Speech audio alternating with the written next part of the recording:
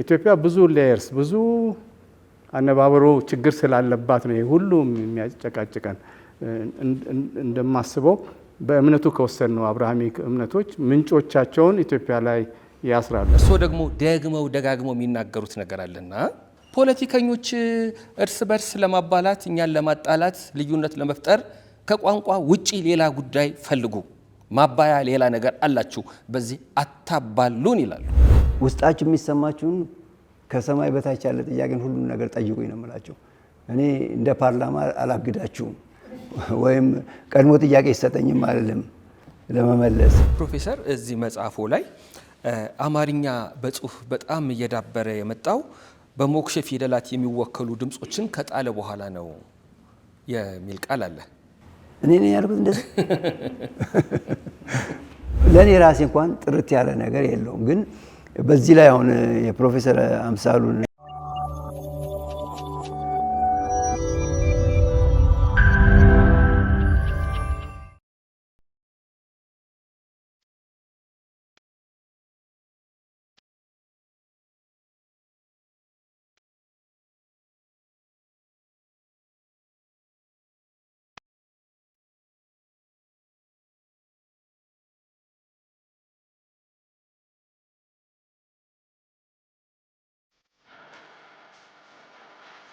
ለምሳሌ አንድ ሙዚየም ተከፈተ እንበል።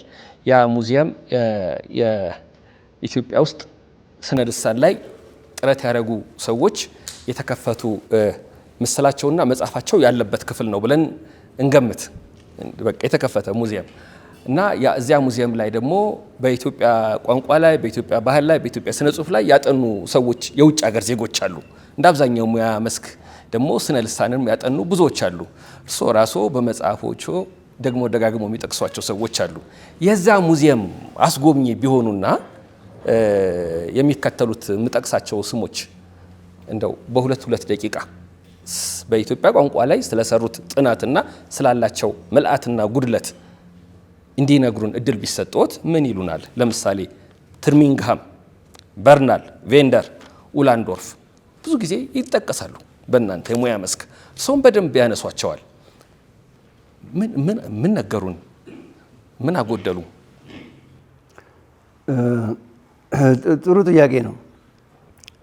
ትርሚንግሃም የቋንቋ ሰው አይደለም። ታሪክ ላይ ነው አብዛኛው የሰራው። እስላም ኢን ኢትዮጵያ በሚለው መጽሐፍ ነው የሚታወቀው። ትርሚንግሃም በስነ ልሳን ላይ በነበረው በወቅቱ በነበረው አስተሳሰብ ላይ ወስዶ ብዙ የጻፈው ነው።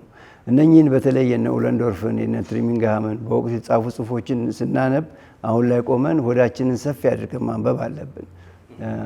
ብዙ ነገሮች የሚያስቀይሙ ነገሮች እናገኛለን። የሚያሞግሰንም እናገኛለን፣ የሚያስቀይመንም ሆድ የሚያስከፋም ነገር እናገኛለን።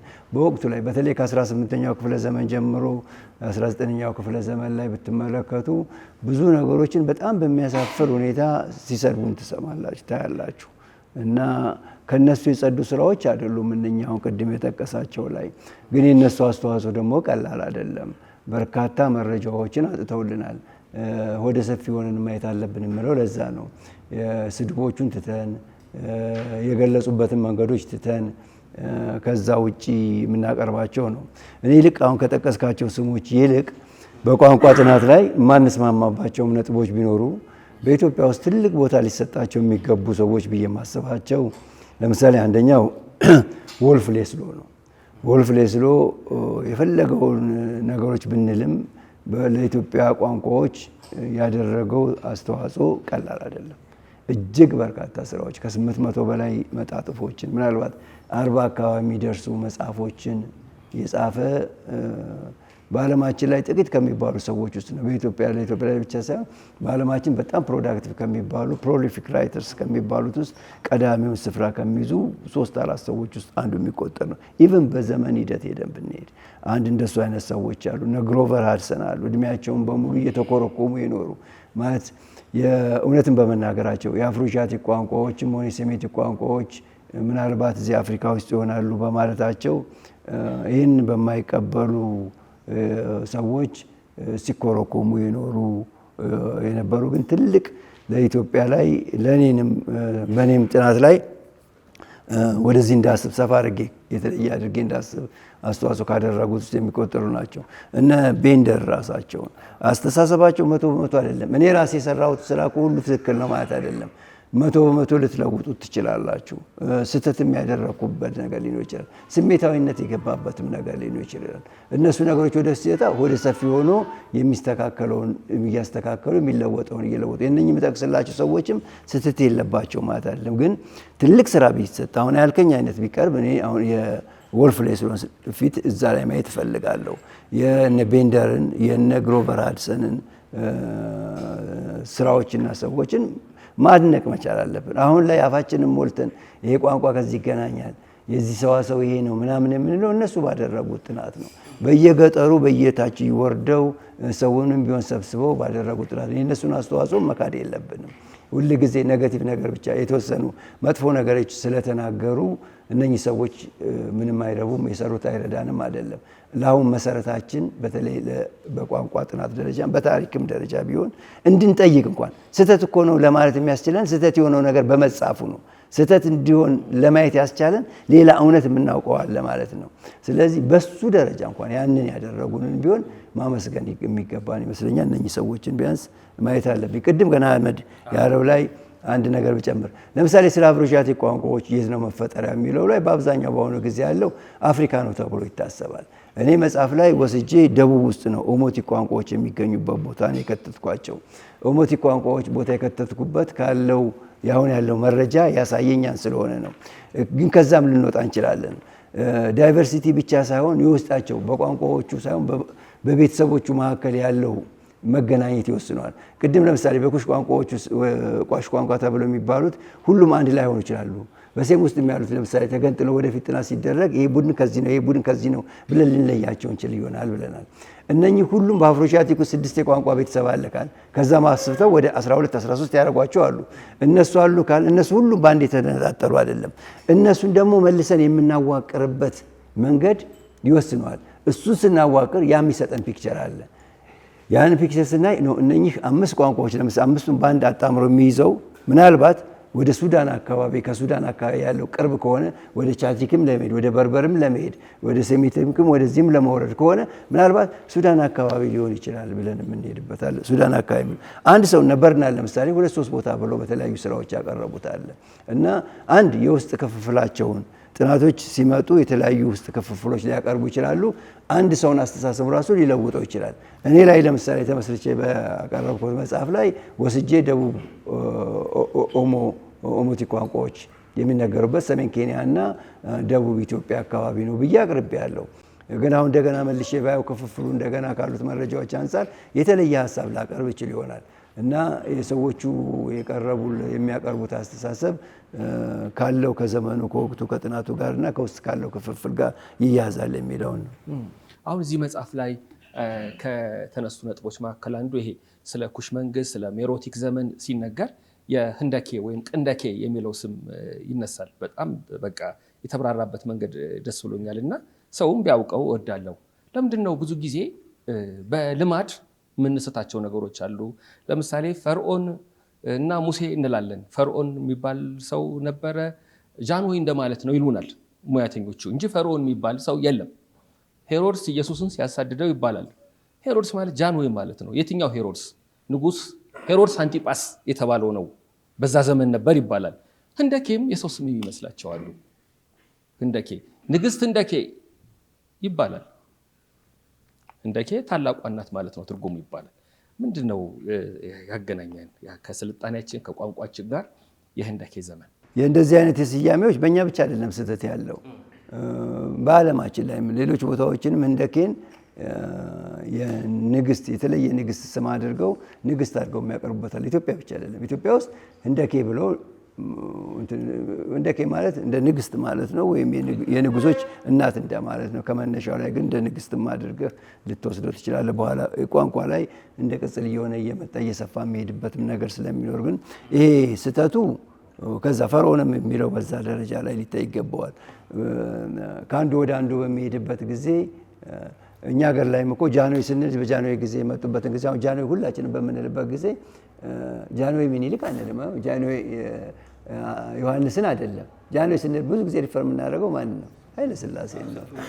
እንደዚህ አይነት እንትን የማገናኘት ነገር ሊኖር ይችላል። አሁን ቋንቋና ነገድ በኢትዮጵያ የሚለው ላይ አንድ ክፍል ምድባቸው ያለየላቸውና የምልክት ቋንቋ ይላል።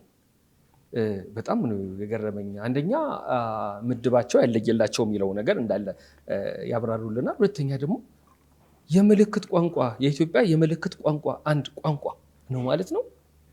ከመጨረሻው ይመለስ የሆነ ጊዜ ጀምሬው ነበር ለመማር የምልክት ቋንቋ እንደዚህና ተጨማሪ የቋንቋ ባለቤት ሊሆን ነበር ማለት ነው። አዎ ምናልባት እያሱ ቢኖር እዚህ ጥሩ ነበር። ዶክተር እያሱ አዲስ አበባ ዩኒቨርሲቲ አስተማሪ ነው። እሱ የበለጠ ሊገልጽላችሁ ይችላል። የምልክት ቋንቋ ራሱን የቻለ ነው በተለያዩ ቦታዎች ላይ። እንደውም እኔ አንድ ጊዜ እያሱ ተማሪ ነበረ እንደዚህ ለማቅረብ ፈልጋለሁ ሲል ይሄ በጣም ትልቅ ነገር ነው አቅርበው እላለሁ ለተርም ፔፐር እያቀረበው እና በሚያቀርብበት ጊዜ አንድ ነገር ምን ያለው በምልክት ቋንቋ በአማርኛና በሌሎቹ በኦሮምኛም ላይ ሊሆን ይችላል በሌሎቹም ላይ የማናየው የሰዋሰው ነገር አለ። በእንግሊዝኛ ለምሳሌ ፕሬዘንት አለ፣ ፊውቸር አለ፣ ፓስት አለ አይደለ? በአማርኛ ላይ ፕሬዘንት ብለን ፓስት ብለን ነን ፓስት ነው የምንለው። ምክንያቱም የፕሬዘንት የምንለው የአሁንና የኃላፊውን በአጠቃላይ የፊውቸሩን በአንድ ሰዋሰዋዊ መዋቅር ስለምንገልጸው ነው። ይሄ በጣም ኮመን የሆነ ማለት የጋራ የሆነ በብዙ ቋንቋዎች ላይ የሚገኝ አይነት ባህሪ አለ። የኃላፊና የኃላፊ ብለን የምንወስደው በምልክት ቋንቋ በዛን ጊዜ ባቀረበልኝ የምልክት ቋንቋ ላይ ግን እንደዛ አይደለም። ከአማርኛው ይለያል። ልክ እንደ እንግሊዘኛው ነው። ኃላፊውን የሚያመለክትበት የተለየ ምልክት አለው። አሁኑን የሚያመለክትበት አለ። ወደፊትን የሚገልጹበት ደግሞ ክሊል መንገድ አላቸው ልክ እንደ እንግሊዘኛው። እና የምልክት ቋንቋ ራሱን የቻለ ነው። የኢትዮጵያ ምልክት ቋንቋ ምን ያህል ዳብሯል? የኢትዮጵያ ምልክት ቋንቋ ራሱን ችሎ የተለየ ነው ወይ? ስርዓቱ ምንድን ነው? ሰዋሰዋዊ ስርዓቱ ምንድን ነው ምናምን ብትለኝ ብዙ አላውቀውም በአሁኑ ጊዜ። ምክንያቱም ብዙ ጥናቶች አላረኩም እና ምናልባት እንደው ለወደፊቱ እንትናን ብትጋብዘው ቅድም የጠቀስኩልህ ልጅ እሱን ብትጋብዘው ጥሩ ማስረጃ ሊሰጠን ይችላል። ሌላው ምድብ ያለየላቸው ነው። ቋንቋዎች አንዳንድ ጊዜ በዘር ዝምድና ሲጠኑ የምንወላወልባቸው አሉ። ቅድም ያልኩት ላይ ይሄ ቋንቋ የዚህ ቡድን ነው፣ ይሄ ቋንቋ የዚህ ቡድን ነው ለማለት የማያስችሉን መረጃዎች አሉ። ነውም አይደለም ለማለት የሚያጠራጥሩ ሲሆን ምድብ ያለየላቸው እንላለን። ሌላው ሰው መረጃ በርካታ መረጃ ያለው አሁን አውቄዋለሁ፣ ምድባቸው ለይቷል። ይሄ ምድብ የሴሚው ነው፣ ይሄ ምድብ የኩሽ ነው፣ ይሄ ምድብ ይሄ ቋንቋ ከዚህ ነው ብሎ ሊያስቀምጣቸው ይችላል። ግን አሁን ባለን መረጃ ባለን ጥናት ከዚህ ቋንቋ ናቸው ከዚህ ወገን ናቸው ብለን ለመለየት የሚያስቸግሩና አቅርቤያለሁ። ያኛው መጽሐፍ ኢትዮጵያ ውስጥ አልታተመም። የኦሞቲክ ቋንቋዎችን የሚመለከትና እንደዚህ ምድብ ያለየላቸውን የአባይ ሰሃራዊ ቋንቋዎችን የሚመለከት የኦሞቲክ ራሱ ትልቅ ሲቪላይዜሽን ከእርሻ አንጻር ለምሳሌ ያህል በዓለማችን ላይ እርሻ ከተፈጠሩ ከሚባሉበት ቦታዎች ውስጥ የኦሞ ቋንቋ ተናጋሪዎች በአሁኑ ጊዜ የራሳቸው ስልጣን የነበራቸው እና እርሻን ተግባር ራሱ የፈጠሩ ናቸው።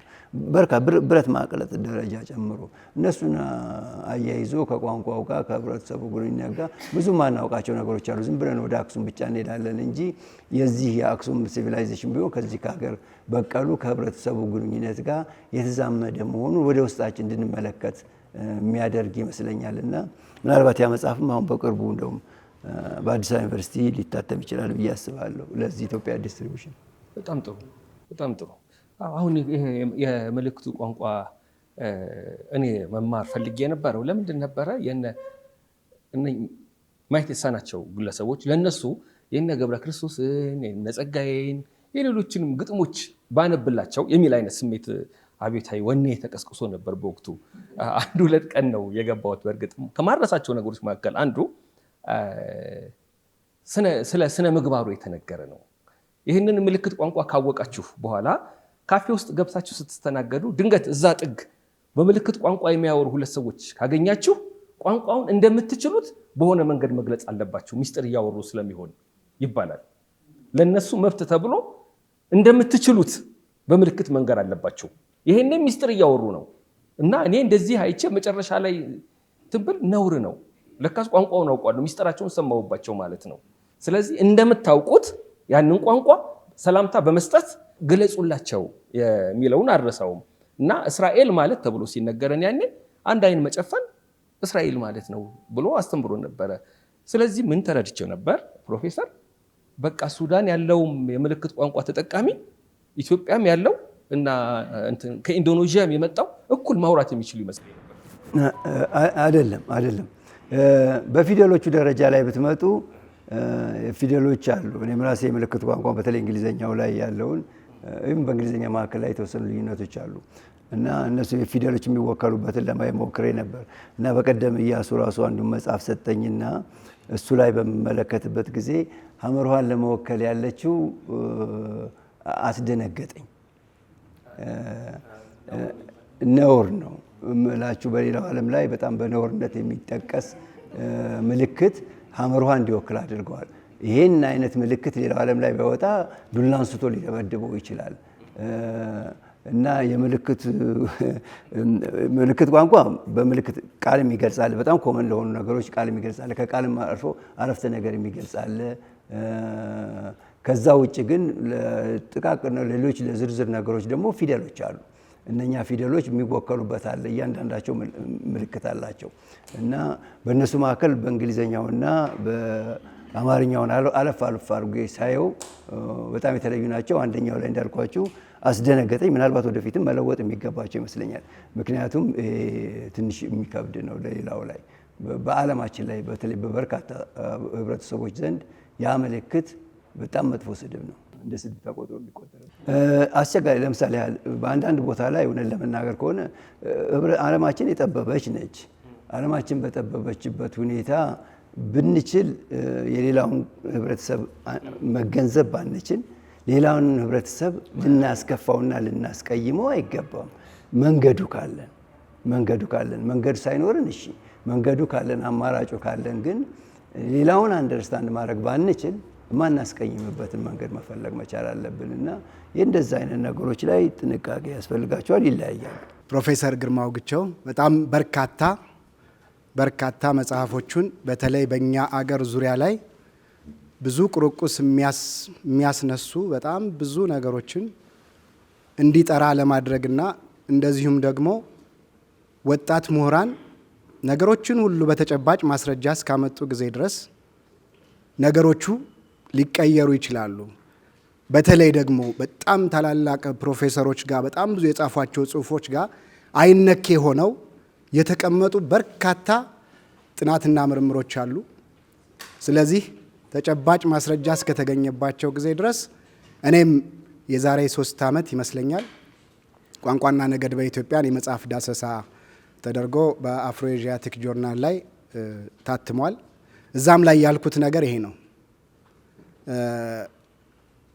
እኛ ሀገር ላይም አንዳንድ ጉዳዮቹ ተቀባይነት ላለማግኘት ስሜታዊ በመሆን ይሄ ተጠየቃዊ አመክኖ ባለበት ሁኔታ ላይ ሀሳቦችን መሞገት ሲገባቸው ነገር ግን ብዙ የሚቃወሙም አካላት አሉ። ነገር ግን ሁሉንም ነገር በስሜት ሳይሆን ጠለቅ ብለን በመግባት ብዙ ነገር ማድረግ ይገባናል። እኔ ብዙ ነገር አላነሳም። ነገር ግን አገር ውስጥም ሆነ ውጭ ሀገር ብዙ እንደዚህ አይነት ውይይቶችን አከናውነሃል። ስለዚህ ውጭ ያሉትንም እንዲህ አይነት ጥናቶችን በምታቀርብበት ጊዜ አገር ውስጥም ያሉትም እንደሚሰማቸው ስሜትና ውስጣቸው አንዳንዴ እውነታውን እያወቁ ሊሆን ይችላል፣ አንዳንዴ ደግሞ እውነታውንም ሳያውቁ ሊሆን ይችላል። እንዲህ ያጋጠመህ ነገር እንደዚህ በመድረክ ላይ እንደዚህ ያጋጠሙ ነገሮችን እንደው ብታብራራልን ደስ ይለኛል። ብዙ ማንሳት አልፈልግም። ስላየሁ እዚህ ላይም ብዙ ነገር ስላገኘሁ በጣም አመሰግናለሁ። እግዚአብሔር ይስጥልኝ። አጋጥሞኛል። እኔ ሁል ጊዜ መድረክ ላይ ምለው ዛሬ አልተናገርኩትም እንጂ ውስጣችሁ የሚሰማችሁን ከሰማይ በታች ያለ ጥያቄን ሁሉም ነገር ጠይቁኝ ነው የምላቸው። እኔ እንደ ፓርላማ አላግዳችሁም ወይም ቀድሞ ጥያቄ ይሰጠኝም አይደለም ለመመለስ እና ምንድነው የውስጣችንን አውጥተን በተቻለ ከማውቀው ከሆነ መልሳለሁ፣ እናገርበታለን። አንዳንድ ጊዜ በጣም ወደ ጥግ ወስደው የሚያቀርቡት በጣም ከውስጣቸው የሚሰማቸው ደስ ነው የሚለኝ። እንደውም በጣም የተለየ ጽንፍ ይዘው ወደ መስደብ ደረጃ ራሱ የሚያደርስ ጥያቄዎች የሚጠይቁ አሉ። ደስ ነው የሚለኝ እኔ። ምክንያቱም ለእነኛ መልስ መስጠት መቻል አለብን። መልሳችን አካዳሚ ከሆነ መተማመን መቻል አለብን።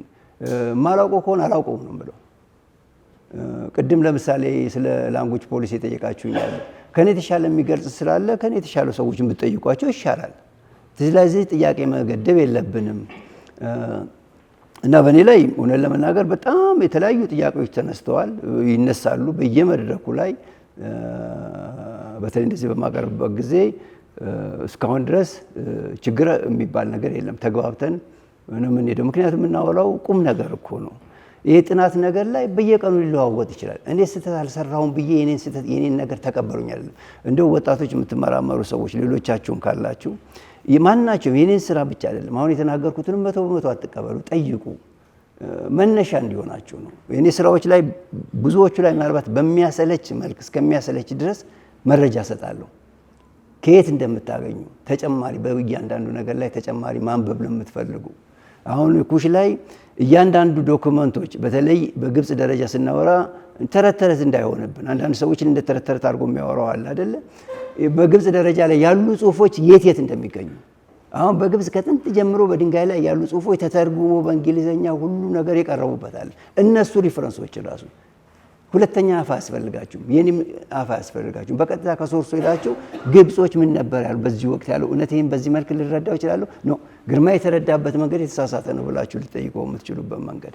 ስለዚህ ምንድነው ሁሉ ጊዜ ነው የማቀርብበት ጊዜ የምለው መጽሐፎቼም እንዲሉ መፈልጋቸው ምናልባት በመጽሐፎቼ ላይ ጽሁፍ አንዳንድ ጊዜ ጥሩ ስላልሆነ ላይገነዘቡ ይችላሉ እንጂ እኔ ነኝ ከኔ ውጪ ሌላ ሰው አትመልከቱ ወይም ከዚህ መጽሐፍ ውጪ ሌላ አትመልከቱ ሳይሆን ሌላ ነገር ተመልከቱ፣ ተጠይቁ፣ የበለጠ እንድታውቁ ወይ የበለጠ እንድናውቅ እንጠይቅ፣ እንመራመር ነው በሰራውት ላይ እንዲዳብርበት የሚፈልገው ነው። ስለዚህ በዚህ መንፈስ ስለምነሳ የኔ ብዙ አነበብኩ አይደለም፣ ግን ባነበብኩትም የምርምር ልምድ የሚወስደኝ ለሁሉ ነገር ያለቀለት ሳይሆን የበለጠ እንድጠይቅ የሚያደርገኝ ስለሆነ ይህን መንፈስ ሌላውም እንዲወስደው ነው። አንድ ሰው የተለየ ጥያቄ ራሱ ቢያቀርብልኝ የበለጠ እንዲያውቅ ይህን ነገሮች ብንመለከት፣ በዚህ መልክ ብትሄድበት፣ በዚህ መልክ ብታብራራው ነው የምለው።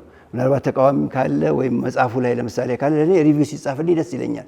ምክንያቱም ከዛ ውስጥ ማሩና የምታሻሽሉትን ታሻሽላላችሁ። ሌላውም ሰው በዚህ መልክ ሪሰርች ቢያደርግበት ጥሩ ነው ብዬ ነው። ከዛ ውጪ ግን እንደዚሁ ጽሁፍ ላይ ከንግግር ውጪ ትንሽ መጣጥፍ ነገር ስታወጡ አንዳንድ የሚሰጡ አስተያየቶች ያሳፍሯቸዋል። አንድ ጊዜ አንድ አጭር ጽሁፍ የወጣች ነበረች። እሷን ጽሁፍ ሚዲያዎች ላይ ተቀባብለዋት ነበር። አንድ ሚዲያ ላይ ወጣ አስተያየት የሚሰጥበት ቦታ ነው። እግአ ብያለሁ እና ከታች በኩል ላይ በአስተሪክስ አድርጌ በግርጌ ማስታወሻ እንደ ግሪጎሪያን አቆጣጠር ብያለሁ። አሁን ከታች የሚሰጠው አስተያየት ላይ ይሄ ሰው ደግሞ ኢትዮጵያ የሚለው አስጠልቶት ኢትዮጵያ ላጠፋ እንደ ግዕዝ አቆጣጠር ይላል። የዛን ጊዜ ግዕዝ አጋዚያን የሚባል ለካ የፖለቲካ ቡድን ነገር ተፈጥሮ ነበረ። ስለዚህ በቃ ኢትዮጵያን ለማጥፋት ተነስቶ እንደ ግዕዝ አቆጣጠር ይላል። እዛችሁ ላይ እኮ ግርጌ ማስታወሻ ላይ እንደ ግሪጎሪያን አቆጣጠር የሚል ሰጥቻለሁ። እንደነኚህ አይነት አስተያየቶች ያጋጥማሉ። በተለይ በጽሁፍና አስተያየት በሚሰጡ ላይ ግን ለነሱ መልስ ብዙ መስጠት አያስፈልግም። ሌላው መድረክ ላይ ግን ብዙ ችግር ነገር እኔ ከመግባባት ውጪ ሌሎች ነገሮች ደርሰው አይቻላውቁም። የኔ ጥያቄ ምንድነው ከቋንቋና የቴክኖሎጂ እድገትን በተመለከተ ለምሳሌ አሁን ዓለማችን ላይ ቴክኖሎጂ በጣም ፈጣን የሆኑ የመገናኘት መድረኮችን እየመሰረተ ነው እና በዚህ አማካኝነት በዚህ ግንኙነቶች አማካኝነት የሚፈጠሩ አዳዲስ ቃላት አሉ።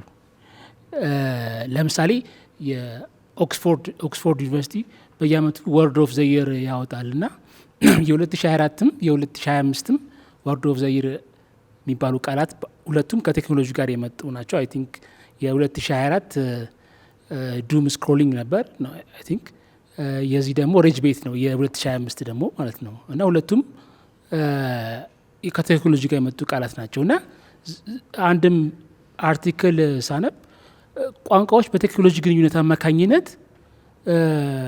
እየጠበቡ ሽሪንክ እያደረጉ ነው እና ቃላቶቹ ራሱ አንድ ትንሽ ቃል ናቸው፣ ግን ሰፊ ሀሳብ የሚገልጹ ናቸው ቃላቶቹ ራሳቸው ማለት ነው እና የቋንቋ መጨረሻ በአጠቃላይ ዋት ኢዝ ፊውቸር ኦፍ ላንጉጅ የሂውማን ላንጉጅ በአፋችን የምንፈጥረው ትናጋ የምንፈጥረው ቋንቋ መጨረሻው ምንድን ነው አፍተሮል ማለት ነው። አንደኛ ጥያቄ ነው። ከዚሁ ጋር ተያይዞ ሰብ የሆነ ጥያቄ ምንድን ነው ኤአይዎች አሉ እና እነዚህ ኤአይ ብቻ ሳይሆን ላርጅ ኤልኤልኤሞች ማለት ላርጅ ላንጉጅ ሞዴል የሚባሉት አሉ አለ የምንጠይቃቸው ቦቶች ላርጅ ላንጉጅ ሞዴል የሚባሉት ማለት እነሱን ለማሰልጠን ብዙ ጊዜ አሁን እየፈጠነ ያለው እንግሊዝኛ ነው።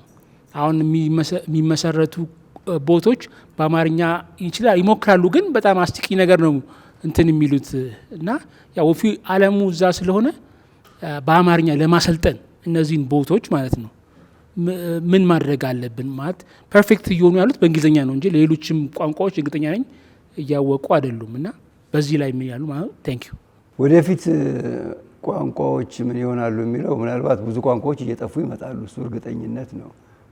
በዓለማችን ላይ በዩኔስኮ ጥናት መሰረት አንድ ቋንቋ በየ15 ቀኑ ይጠፋል ይባላል። ግንኙነቱ በየ15 ቀኑ አንዳንድ ቋንቋ ይጠፋል ይባላል። ቋንቋዎች እየጠፉ ይመጣሉ። ሁለተኛ እንደ ድሮ አይደለም፣ የዘዬ ልዩነት እየጠበበ ነው የሚመጣው። ማለት ለምሳሌ አንድ ቋንቋ ተናጋሪ ወደ ሁለት የተለያዩ ቦታዎች ሄዶ እነኚህ ሁለት የተለያዩ ቦታዎች ሄዶ ያሉ ህብረተሰብ መካከል ግንኙነት ከሌለ ከ500 እስከ 1000 ዓመት አካባቢ ጊዜ ቢሰጠው ሁለት የተለያዩ ቋንቋዎች ይሆናሉ። ሁለት ምንም አይገናኙ ሁለት ሰዎች ከ500 ዓመት እስከ 1000 ዓመት ባለው ጊዜ ውስጥ ያሉ የተወለዱ ሰዎችን ይዘህ ብታመጣና ብታገናኛቸው የማይግባቡ ይሆናሉ። ባለፈው የሴማዊ የአፍሪካዊ ቋንቋ እያልን የምናዋቅረውን በዛ ምክንያት ስለተፈጠሩ ወደኋላ ብንሄድ አንድ ይሆናሉ ከሚል መንፈስ ነው። ግን በአሁኑ ጊዜ ያለው እንደዚህ አንድ ህብረተሰብን ወደ ሁለት የተለያዩ ቦታዎች ብትወስደው እነኛ ቋንቋዎች መለወጣቸውን ባያቆሙም ሁለቱ የተለያዩ ቋንቋ ይሆናሉ ወይ ብትለኝ ያለመሆን ባህሪ እያሳዩ ነው። ለምን? ዓለማችን ግንኙነቱ እየሰፋ ስለመጣ። ለምሳሌ በእንግሊዘኛ ደረጃ ብትመጡት አሁን አውስትራሊያ የሄዱ እንግሊዝ ተናጋሪዎች አሉ፣ ካናዳ የሄዱት አሉ፣ አሜሪካ አሉ፣ ኢሮፓውያን ውስጥ የሄዱ አሉ። እድሜያቸው ቀላል አይደለም። ረጅም እድሜ ነው ያለው። ቢያንስ ልዩነቱ የመስፋት እጅግ በጣም ሰፊ መሆን ነበረበት። ግን አሁን ልዩነቱ የጠበበ ነው። ዘዬ ልዩነት የላቸው ማለትም ዘዬ ልዩነቱ የጠበበ ነው። ቋንቋዎች ለውጥም ቢኖር ግንኙነቱ ስላለ ከአንዱ አንዱ የመወራረስና ለውጣቸውን ወደ አንድ ደረጃ የማምጣት ሁኔታ ነው ያለው። ሌላው ስለ አርቲፊሻል ኢንተለጀንስ የጠየቀኝ ነገር አለ። በእርግጥ እኔ በዚህ በኢንፎርሜሽን ቴክኖሎጂ ላይ ማስተርስ ዲግሪ አለኝ፣ በሱም ፊልድ ውስጥ እሰራለሁ። ግን በዚህ አርቲፊሻል ኢንተለጀንስ ላይ ፓርቲኩላርሊ በዛ ላይ ፎከስ አድርጌ አልሰራም። በዚህ ደረጃ ላይ እስከማውቀው ድረስ ኢትዮጵያ ውስጥም እየሰሩ ያሉ ሰዎች አሉ። እነ ዶክተር የዝና ወርቅን እዚህ አይኤስ ውስጥ ያለ የዛ አይነት ፕሮጀክት አለው እና እሱን ብትመለከት ምንድነው ግን ለዚህ የባጀት ጉዳይ ነው። ኤአይ ላይ የሚሰራ ትልልቅ ፕሮጀክቶች በተለይ ጥሩ ደረጃ ላይ የደረሱ በጣም በርካታ በጀት መድበው በርካታ ዳታ አስገብተው ለዛ እነሱን ራሱ ፕሮሰስ የሚያደርግ በጣም በርካታ ሰርቨሮች የተለያዩ ነገሮች ያስፈልጋሉ። እሱን አድርገው ከአቅምም አንፃር በቢሊዮን የሚቆጠር ራሱ አፍስሰው የሚሰሩበት አለ። ያን አይነት አቅም ካልገነባን ወደዛ ማምጣት አንችል ይሆናል። ግን ከሚገርማችሁ በጣም ጥሩ አይነት ከምትጠብቁት በላይ እንትን የሚሰጣሉ። እንደውም አንድ ጊዜ አንዷን ተርጉሜ አውጥቻታለሁ በጎግል ጄሚኒ። ለምሳሌ ጎግል ጄሚኒ የሚባል አንድ አለ፣ ኦፕን ሶርስ ነው። ኮፓይለት አለ የማይክሮሶፍት፣ እነ ቻት ጂፒቲ አሉ። እስቲ ቆይ ምን ያህል ይሄዳል በሚል አንድ የእንግሊዘኛን ጽሁፍ አመጣሁና ተርጉምልኝ አልኩት። እውነት ለመናገር ከሆነ ቃል በቃል ተርጉሞ ከምትለኝ ከኔ የተሻለ ተረጉሞ። ምንድን ያደረጉት መጠነኛ ትርጉም ብቻ መጠነኛ ማስተካከል አድርጌ ከነ ማስታወሻ አድርጌ አወጣሁት ለሌሎችም እንዲሰጥ። ጥያቄ ስጠይቀውም ጥሩ ይመልሳል። የአማርኛን ቋንቋ ጥሩ አድርጎ ያስተካክላል። ለምሳሌ ጉግል ጀሚኒ ብዙ ጊዜ መጽሐፎች ላይ ሁሉ የታተሙ ላይ የሰዋሰው ስህተት፣ የፊደል ስህተት ምናምን የሚገኘው ሁሉ አርሞ ያቀርብላቸዋል። እኔ ምን አይነት መረጃ ተጠቅመው ምን ያህል ግብዓት ተጠቅመው እንደሆነ አላውቅም፣ ግን ከዛም የተሻለ አድርጎ ማውጣት ይቻላል። ግን በአንዳንድ በኩል ሞክረው እስቲ ጎግል ጀሚኒ የሚባል አለ። የጀሚኒን ብትሞክሩት የተበላሸ አረፍተ ነገራችሁን አስተካክሎ ያቀርብላችኋል። የተበላሸ ጽሁፋችሁን ደብዳቤ ይጽፍላችኋል። ጽሁፋችሁን ያስተካክል። በአማርኛ የተጻፈውን ከእንግሊዝኛ ወደ አማርኛ ጥሩ አድርጎ ይተረጉማል። አንዳንዴ የማይሆን ነገር የመፍጠር ጉዳይ አለ። ግን ከዛ ውጪ እየተሻሻሉ መጥተዋል። እሱ የበጀት ጉዳይ ነው። ብዙ በጀት መድቦ ብዙ መረጃ አስገብቶ ከዛ አንፃር እያሰለጠኑ ማምጣት ነው። በዛ ካሰለጠንከው ጥሩ መረጃ ሊያወጣልን ይችላል። ግን አንዳንዴ ፕሮፌሰር እንዳሉት በተቃራኒ የሚሆንበት ጊዜ አለ። አሁን ተማሪዎች ብዙዎቹ በቃ የአሳይመንት ሲሰጣቸው የቤት ስራ ሲሰጣቸው ጎግል ያደርጋሉ፣ ቻት ጂፒቲ ይጠይቃሉ ማለት አማርኛ ሁሉ። ለምሳሌ ባለፈው ልጄ ምን አለችኝ? ወረገብ የሚል ተጠየቁ፣ እሷ መለሰች። የተወሰኑ ጥያቄዎች ናቸው። ከእሷ ጋር አብሮ የሚቀመጠው ሰው ግን የመለሰው መልስ ልክ አይደለህም አለችው። አንቺ ከቻት ጂፒቲ ትበልጫለሽ ወይ አላት። ለምሳሌ ወረገብ የሚለው የደሞዝ ቀን፣ የወር መግቢያ አይነት ነገር ይለዋል። እና እንደዚህ ዘይቤን ማወቅ ቋንቋን ማወቅ ላይ ያልተገመተ ነገር ይሄ የጎግል ትርጉም ነው ተብሎ የሚገፉም ያጋጥሙናል። ይሄ ምንም ጥያቄ የለውም፣ ትክክል ነው። አማርኛው ላይ ይቅርና የእንግሊዘኛውም ላይ ብዙ መረጃ ሰተኑም በጣም ብዙ በጀት አፍስሰው ያደረጉትም ላይ እንደዚህ አይነት ስህተቶች ይመጣሉ፣ የተወሰኑ ስህተቶች ይመጣሉ። ያ እኮ ነው ያኛው ወሳኝ ሳይሆን እኛንን ወሳኙ መረጃ እንዲያገለግለን ተጨማሪ አጋዥ እንዲሆነን እንጂ ሙሉ በሙሉ ችግራችንን ቁርሿችንን ሁሉ እንዲፈታ አድርገን ማሰብ የለብንም። ኤአይ አሁን አይደለም ምናልባት የዛሬ 100 ዓመትም 200 ዓመትም 300 ዓመትም የሁሉ ችግሮቻችን መፍትሄ ይሆናል ብለን አናስብ፣ ይሆናል ብዬም አልገምትም።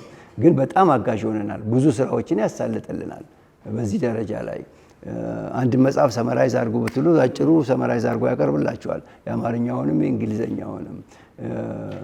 በምን አይነት ሰመሪ ላድርግላችሁ፣ ምኑ ላይ ላተኩርላችሁ ይላል በምትፈልጉ መልክ ላይ። እነኚህ ነገሮችን ግን ሁሉን ነገር እኛ ማየት አለብን፣ እኛ ኢንተርፌር ማድረግ አለብን።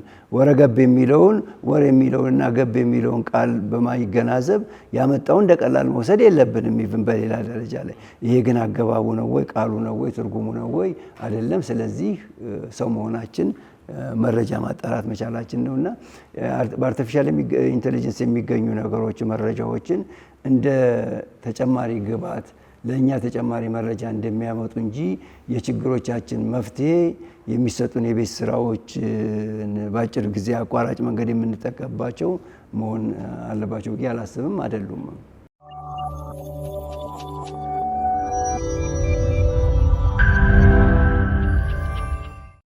ሳይንስ መጽሐፍ ቅዱስን ከምን አንጻር ነው የሚያየው? እንግዲህ ያው በሁሉም እንደሚታመነው በፈጣሪ የተጻፈ ከመሆኑ አንጻር ከታሪክም ብንል የኖህን ታሪክ ማንሳት እንችላለን። ከቋንቋም ስናይ የባቢሎንን፣ እንዲሁም ደግሞ ከጂኦግራፊያዊ አቀማመጥም እዛ ላይ በአብዛኛው መሰረታዊ ነገሮች የተጻፈ ስለሆነ ይህንን እንዴት ነው የሚያየው? እንደ አንድ ማስረጃ ሲጠቀመዋል ወይ?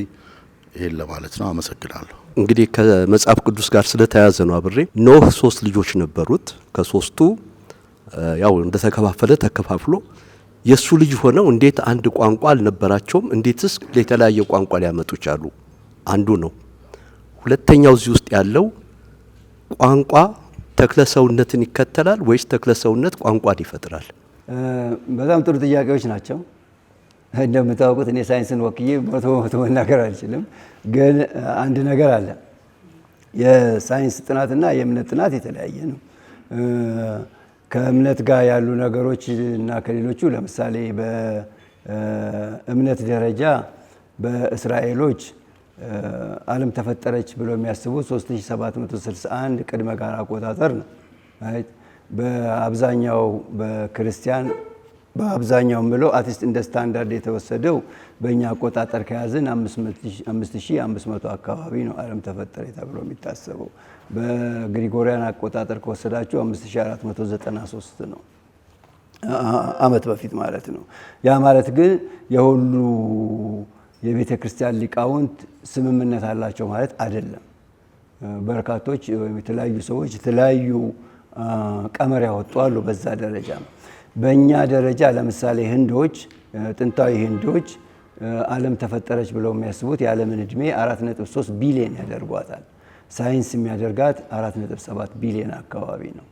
በእነኚህ አንትሮፖሎጂ በዚህ የህብረተሰብን አመጣጥ በተለይ በሚያጠኑ ሰዎች የሰው ልጅ ቢያንስ 300 ሺህ አካባቢ በየጊዜው ሊላይ ይችላል። ሌሎች መረጃዎች ሲገኙ ቅድም ስለ ሉሲ ስለመሳሰሉት ነገሮች አንስተናል። በሚሊዮን የሚቆጠር ዓመት አይደል ያላት ሉሲ ብለን የምናስበው። ከሳይንሱ አንጻር ልዩነት መኖሩን አስቡት። ዓለም ተፈጠረች ብሎ በእምነት ደረጃ ከሚታሰብበት የተለያየ መሆኑን በሰው ደረጃ የሰው ልጅ ተፈጠረ ወይም ሰው አትሊስት ማሰብ የሚችለው ሰው የምንለው ማሰብ የሚችለው መናገር የሚችለውን ሰው ነው እና ወደዛነት በሂደት ነው ተለወጠ። ኤግዛክትሊ በዚች ቀን ባንልም ቢያንስ 300 ሺህ አካባቢ የሰው ልጅ እንዳሁኑ ሰው ሆነ ነው ወይም አሁን የምናውቀው የሰው ዲኤንኤ ያስገኘው ሰው ነው ብለን እናስባለን። በዛን ወቅት ቋንቋንም መናገር ቻለ፣ ማሰብ ቻለ፣ ወይም ሙሉ በሙሉ ማሰብ ቻለ። የዚህን አይነት ሂደት ተብሎ ይታሰባል። ይህ ማለት ኤግዛክት ማለት አይደለም። ምናልባት ወደፊት ጥናቶች ሲመጡ የተለየ ነገር ሊሆን ይችላል። ኢቭን አሁን እየተናገርኩበት ባለው ወቅት የተሻለ ጥናቶች ቀርበው ሊቀርቡ ይችላሉ። ከቋንቋ አንጻርም እሱ ነው። ለምሳሌ የባቢሎን ኪንግደም ከመፈጠሩ በፊት እንደምታውቀው ባቢሎን ላይ ትልቅ ሲቪላይዜሽን የፈጠሩት መጨረሻ ላይ አካዲያኖች ናቸው አይደለ? አካዲያን ሲቪላይዜሽን ነው። ከዛ በፊት ግን ጥንስሱን የፈጠሩት ሱሜሪያኖች ናቸው። ሱሜሪያኖች ደግሞ የሚናገሩት ሱመር የሚባል ቋንቋ ነው። የሱመር ቋንቋውን ወገኑ አልታወቀም፣ ግን ህብረተሰቡ አብዛኛው ጥቁር ነው ተብሎ ይታሰባል። ከአካባቢው ትንሽ የተለየ ጠቆር ያሉ ህዝቦች ነበሩ። አካዲያንም ጽሁፋቸውን ሲጽፉ ለምሳሌ 3200 ቅድመ ጋር አቆጣጠር አካባቢ የተጠቀሙት ይሄ ኩኒፎርም የሚባለው ይሄ ፊደል ነው ማለት አንግል የሆኑ አጻጻፎች ናቸው እንትን ያላቸው። እሱን ከሱሜሪያኖች ወሰዱ። ሱሜሪያኖች የሚናገሩ እንኳን በጽሁፍ የሰፈረ ዶክመንት አላቸው፣ ቋንቋቸው አልታወቀም። አካዲያኖች የሚጠቀሙበት ቋንቋ ደግሞ እናውቃለን። 3200 አካባቢ ነው። የባቢሎን ሲቪላይዜሽን በነበረበት ጊዜ ወይም በባቢሎን አካባቢ በሜሶፖታሚያ አካባቢ ስልጣኔ በነበረበት ጊዜ ተመሳሳይ ስልጣኔ በተመሳሳይ ወቅት እንደውም የተሻለ ስልጣኔ በዚሁ በእኛ አካባቢ ነበር፣ የግብፅ ስልጣኔ። ስለዚህ ሁለቱ የተለያዩ ነገሮች ናቸው ከታሪክ አንጻር ማለት ነው። ስለዚህ ያንን ሁሉ ቢያንስ ግብፃዊ ቅድም የገለጽኩላችሁ የፕሮቶ አፍሮዣቲክ ቋንቋዎች እድሜ አትሊስት በቋንቋ ደረጃ በዘር ግንኙነት ስናጠናቸው ቋንቋዎችን መልሰን በማዋቀር ደረጃ እስከ 10,000-12,000 ዓመት ድረስ ገምተናቸዋል። የባቢሎን እድሜ ደግሞ እንደምታውቁ 3200 ቢሲ አካባቢ የነበረ ነው። የኢጂፕሽያንም የዛ ነው ያህል ነው። አንዳንዶች ጥንታዊ ይሄ የምላችሁ የግብፅ መንግስት ስላችሁ ግብፅ በታሪክ ደረጃ የሚታወቀው የላኛውና የታችኛውን ግብፅን አንድ ላይ አዋቅሮ አንድ ስርወ መንግስት ከመሰረተ በኋላ የነበረውን ታሪክ ይዤ ማለት ነው። ልክ ተመሳሳይ ስልጣኔ በግብፅም አካባቢ ነበረ።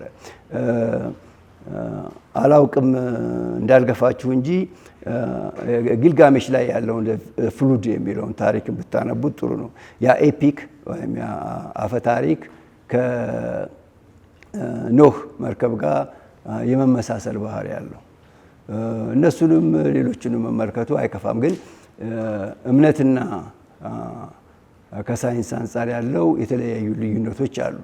እምነት ነው፣ በዛ ደረጃ እንቀበላቸዋለን። እንደ ታሪክ ሳይንስ ያንን የግለሰቦች በእርግጥ በትክክለኛ ይቀበላል። ብዙ ነገሮች ከመጽሐፍ ቅዱስ ውስጥ የሚወሰዱ ማስረጃዎች እንዲህ በጣም ብዙ ነገሮች ላይ ብዙ ማስረጃዎች ከመጽሐፍ ቅዱስ ውስጥ ይወሰዳሉ። ብዙ ማስረጃዎች በወቅቱ ከተጻፉትም ጋር የሚዛመዱ ማስረጃው ነው የሚቀርቡ ነገሮች አሉ። ከሌሎችም የምታገኛቸው ለምሳሌ ታዋቂው ፍላቪስ ጆሴፍ ወይም ዮሴፍ ልንለው እንችላለን። በአንደኛው ክፍለ ዘመን አካባቢ እስከ ሁለተኛው ክፍለ ዘመን አካባቢ የነበረ በርካታ ለምሳሌ ጂዊሽ አንቲኩዊቲ የመሳሰሉትን በርካታ ጽሁፎች የጻፈው እንደውም የተዋላና ትልቅ እንደ መጽሐፍ ደረጃ የኦቶባዮግራፊ አባት ተብሎ የሚወሰደው ሰውዬ ማጣቀሻዎቹን ከመጽሐፍ ቅዱስ ወይም ቀድሞ ከተጻፉት ጋር ብቻ ሳይሆን እሱ ከጠቀሳቸውና በወቅቱ ከተጻፉት ጽሁፎች ጋር ስትመለከት ብዙ ማስረጃዎች አሉ እና እንደ ማስረጃ መውሰድ ምንም ጥያቄ ሊወሰዳል። ስለ ሳባ ባናነሳ ረጅም እንዳንሄድ ሳባ በኢትዮጵያ ውስጥ ንግስት ስለመሆኗ ማረጋገጫ የለንም፣ ግን አይደለችም አይደለም። በኢትዮጵያ ውስጥ የ3000 ዘመን አካባቢ ታሪክ አላት ሲባል በታሪክ ነው የምናወራው፣ ቅድመ ታሪክን ማለታችን አይደለም። እሱ ትክክል ነው፣ በተለምዶ ቢባልም ትክክል ነው። ቢያንስ የዳማትን መንግስት ብንወስድበት ጊዜ ሐውልቱ መንግስት ስለመኖሩ ማስረጃዎች አሉ፣ ጽሁፍ ማስረጃዎች አሉ። በእርግጥ ለመናገር ከሆነ በሳቢያን በጥንታዊ የዳማት መንግስት ደረጃ የነበሩ የነገስታት ስሞችን አናውቃቸው። ለዛ የሚሆኑ መረጃዎች የሉም። እነ ህሩይ መሰሉኝ አሁን ቅድም ያልኩ በእነሱ ላይ ወይም ቀድሞ በተጠቀሱት ላይ የተጠቀሱት የነገስታት ስሞች አንዳንዶቹ ፈጠራ ናቸው፣ አንዳንዶቹ ደግሞ ከእንትን የተወሰዱ ናቸው። ከዚህ ከኩሽ መንግስት ዝርዝሮች ላይ እሱ መጽሐፎች ላይ በዝርዝር አሉ እና ታሪክም ሲጠና መረጃ ይፈለግለታል። ቅድመ ታሪክና ቅድመ ታሪክ ላይ የቋንቋ ግብዓት አሁን ቅድም ያነሳኋቸው ነገሮች አንዱ ማስረጃ ነው። ግን ቅድመ ታሪክ ላይ ቋንቋ ብቻ ነው ማለት አይደለም። ሌላው ነገር ላይ ቋንቋና ለምሳሌ ብሔረሰብ ስል ቅድም የማገናኘቱ ላይ ሁል ጊዜ 100% ይገናኛል ማለት አይደለምና ውስን የሆኑ ነገሮች አሉ፣ ውስንነቶች አሉ። እሱም በዝርዝር አልገባሁባቸውም እንጂ እይታዊ በሆነው አካሄድ ነው የሚነበበውንና የሚሰማውን አይደለም። አንድ ማህበረሰብ የራሱ ቅርጽ አለው፣ ተክለ ሰውነት አለው። በዓለም ላይ የተለያዩ ሰዎች አሉ። እንውሰድና ሰሜኑን ከደቡብ ከምስራቅና ከምዕራብ ጋር ወጣም ካልን ወደ ተለያዩ የአፍሪካ ሀገሮች ስንሄድ ቋንቋቸው በተክለ ሰውነታቸው ምክንያት የተፈጠረ ነው ወይስ ቋንቋው ተክለ ሰውነታቸውን አይፈጥርም? እንዳልገለብጠው እንዲህ አይነት ስሜት ይሰሙኛል። ምክንያቱም ብዙ ጊዜ የምናነሳው በዚሁ በኢትዮጵያ ውስጥ ወይም በኢትዮጵያ ዙሪያ ባሉት ሆኖ ወደ ቻይና እና ወደ ምስራቅ በጠቅላላ ስንሄድ ወይ የሉም ወይስ አልነበሩም ወይስ እኛ ስለማይመለከተን አይነገርም። ስለ ቋንቋ ሲነገር እንግዲህ አልፎም እርስዎ ባሉበት ሀገር ላቲን አሜሪካና ሌሎችም እንዲህ ይታያሉ ወይ? ቋንቋን ከተክለ ሰውነት ጋራ እንዴት ልናገናኘው እንችላለን? ለምን ሲታይ አሁን ኢትዮጵያ ውስጥ ሞንጎሊክ የሆነ ባህሪ ያላቸው የተክለ ሰውነት ያላቸው ሰዎች አሉ፣ ስላየው ነው። በሌላው በኩል ደግሞ በጣም አረቢክ የሆነው መልክ ደግሞ አለ። እንግዲህ እንዲህ ያልን ስንሄድ ትንሽ ሰፋ እንዳይል ፈልጋለሁ። እችን እንዲያገናኙልኝ ብዬ ነው። አመሰግናለሁ። ቢያንስ እንደው 100% ማንም 98% ኦፍ ነው በዓለማችን ላይ ያለው የሰው ልጅ ካንድ የመጣ ነው። የተወሰነ ከኔ ደርታ ላይ የተቀላቀሉት ፐርሰንት እስከ 4% የሚኖር ባህሪያት ያለው ይችላል። ግን ዓለማችን በሙሉ ካንድ ነው የመጣው ነው። በጂኦግራፊ ምክንያት በተለያዩ አካባቢዎች በመሆናቸው ምክንያት የሰው ልጅ መልካቸው እየተለዋወጠ መጣ ነው። በቋንቋ ደረጃም በየአካባቢው ያለው ልዩነት ከዛ የመጣ እንጂ ቋንቋ ከተክለ ሰውነት ጋር አይገናኝም። እስከማውቀው ድረስ የሚያገናኘው የሚገናኝ ቢሆን ለምሳሌ አሜሪካ ለዚህ ጥሩ ምሳሌ ነች። አሜሪካን ብንመለከት የሌለበት የህብረተሰብ ክፍል የለም። የቻይናዎችም የመሳሰሉትም በእነሱ መካከል በሚናገሩት ቋንቋ እንግሊዝኛን በመልመድም ሆነ አፍ በመፍታት ሁኔታ ልዩነት የለውም።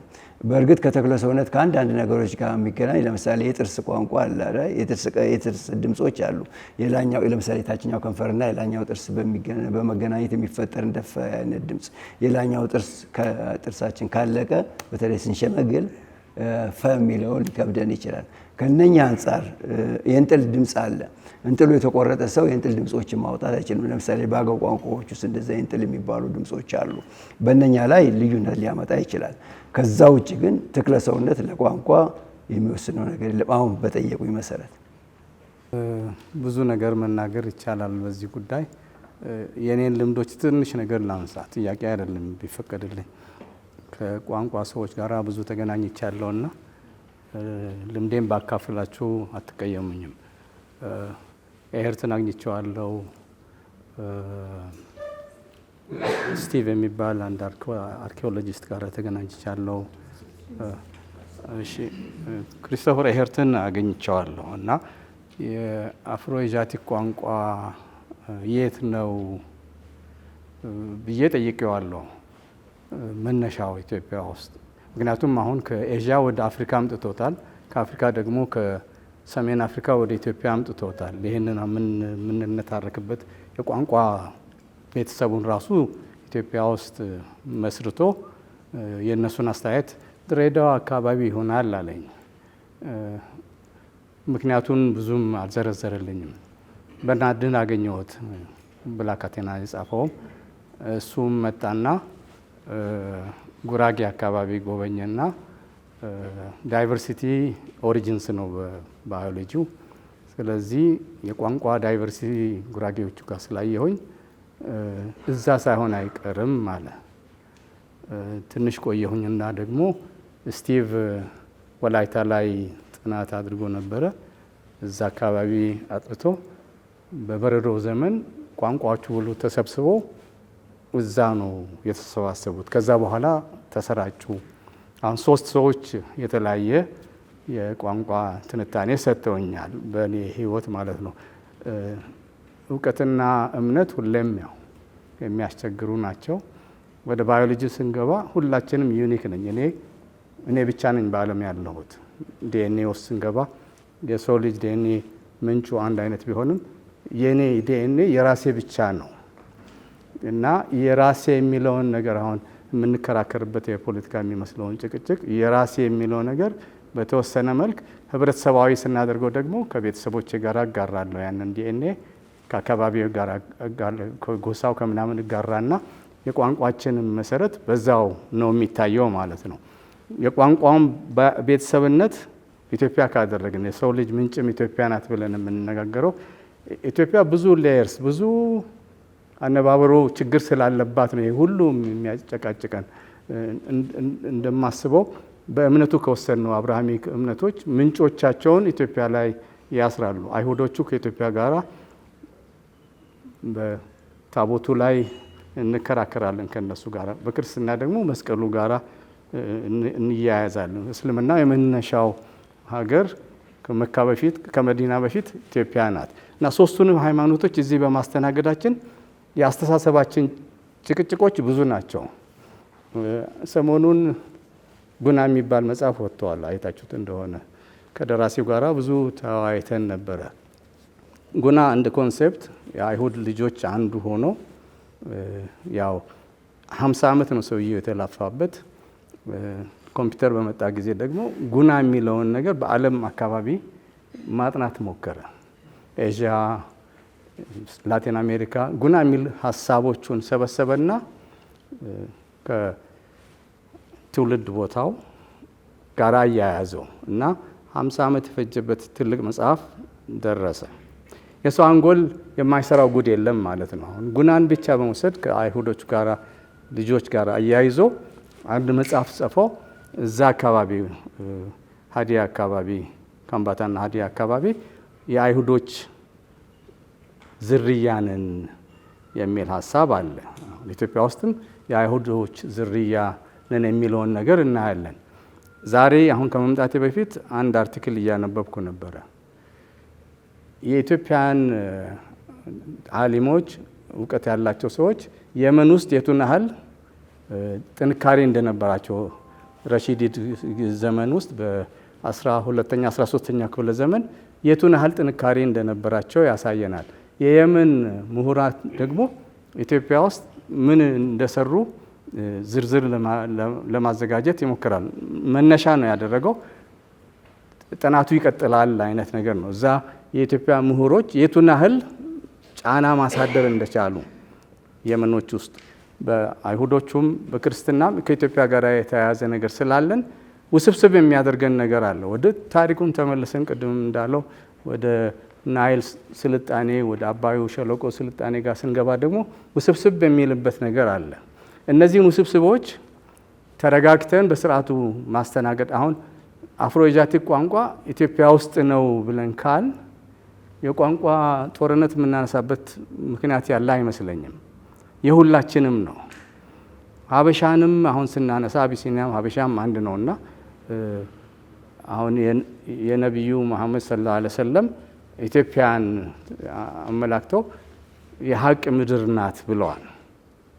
ሀበሻን ነው አሁን ህዝቡን አይደለም መሬቷን ነው። አሁን አዘ ሙስሊም አይ እኔ ሀበሻ አይደለሁም ክርስቲያኑ ነው ብዬ ልጣላ ነው ወይ ነው ጥያቄው። ግን ይሄ የፖለቲካ አዙሪት ውስጥ ከስልጣን ጋራ ከፓወር ፖለቲክስ ጋራ ከፓወር ሌጂቲመሲ ጋራ በመጣ ችግር እነዚህ ነፃ የሆኑትን ነገር በእስልምና ቁርአን ላይ የሚነግረን ምንድን ነው? በቋንቋና በነገድ ለይቻችኋለሁ፣ ከእናንተ የተሻለ እኔን የሚፈራ ነው ብሏል ፈጣሪ። ስለዚህ ልዩነት አላመጣም። ይሄ ቋንቋ ከዚህ ቋንቋ ይበልጣል ያንሳል አይነት አይደለም ያለው። እንድትተዋወቁ አድርጌዋለሁ ቋንቋውን፣ ግን የተሻለው እኔን የሚገዛ የሚፈራ ነው ብሎ ነው የደመደመው። ስለዚህ በቋንቋ ልዩነት ማምጣት አንችልም። አሁን እንግሊዝኛ የዓለም ቋንቋ ነው ብለን የተሻለ ቋንቋ ነው ወይ ብለን ስናስበው አይደለም ብዬ እከራከራለሁ። መግባቢያ ነው ብለን በምንስማማበት ሁኔታ እንደ መግባቢያ የዚያን አካባቢ ፍልስፍና፣ አስተያየት ብዙ ነገር ይይዛል ቋንቋ። ባህላችንን ሁሉ ነገር የሚይዘው ኃይል ስላለው መገለጫችን ነው። ግን ውድድር ውስጥ አስገብተ ነው ይሄ ቋንቋ ከዚህ ቋንቋ ይበልጣል ያንሳል ብለን የምናወዳደርበት ነገር የለም። ወደ ስልጣን ስንወስደው ከስልጣን ጋር ባለው ዝምድና የሚመጣው ችግርን እንዴት ነው ረጋ ብለን መፍትሄ የምንፈጥርለት? አሁን ወደ ኩሽ ስንገባም የምናየው ነገሮች ናቸው እነዚህ። ኩሽ ነው የመጀመሪያው ልጅ መረጃ አለ ወይ ብለን አሁን ግርማ ደጋግሞ የሚያነሳው ታሪካዊ መረጃ አለ ወይ ነው። ከሌለ በኩር መሆኑን በምን እናረጋግጣለን? ቢሆንስ ምንድን ነው ልዩነቱ? በስብዕና ሁላችንም አንድ ነን እኮ ሰው ነን። እና እነዚህን ነገሮች ክሪቲካል ማስ መፈጠሩ ደስ ብሎኛል። ተረጋግተን መደማመጥ መቻላችን ደስ ይለኛል። ይህንን ማስፋት ነው አሁን የሚያስፈልገን። ፐርኩሌት አድርገ ነው የማስፋት ጊዜ ነው ብዬ ነው የምንገምተው። እና እነዚህ በጣም የሚያቃጥሉ ቃላት ናቸው ብለን ከስልጣን ጋር የተያያዙ ናቸው ብለን የምንፈራቸው የሴሜቲክ ከኩሽቲክ ሁለቱ ናቸው ተወዳዳሪ አሁን ለስልጣን ሁሌም የሚያስቸግሩን። እነዚህንም ረጋ ብለን መነጋገር ከቻል ተመስገን ፈጣሪ እላለሁ። አመሰግናለሁ። ፕሮፌሰር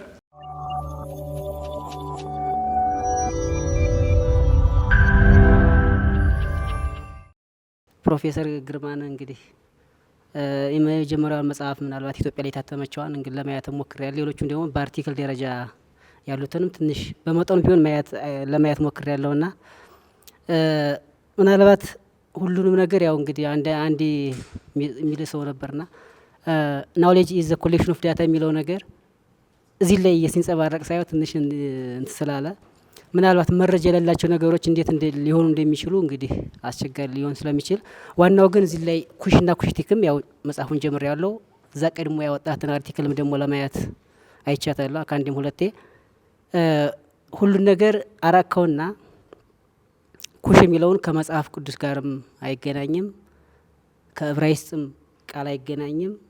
ከዛም አልፎ የዛሬ 2000 ቅድመ ጋር አምጥሎ ምናልባት አንተ የፈጠርከው አጠቃቀም መሰለኝ ከዘመን አቆጣጠር ጋር የተያያዘ ምናልባት እሱ ላይ ምን ብዙም እንትን ስላለኝ ምናልባት ወቅቱ ስላልሆነ መድረኩ እሱ ላይ ራሱ መነሻው ምንድነው የሚለው የዘመን አቆጣጠሩም ላይ ትንሽ ጥያቄም ስላለኝ ወደ እሱ አልገባም። ኩሽ ይሄ ቋንቋውም ካልታወቀ ህዝቡም ካልታወቀ የመጣበትም ካልታወቀ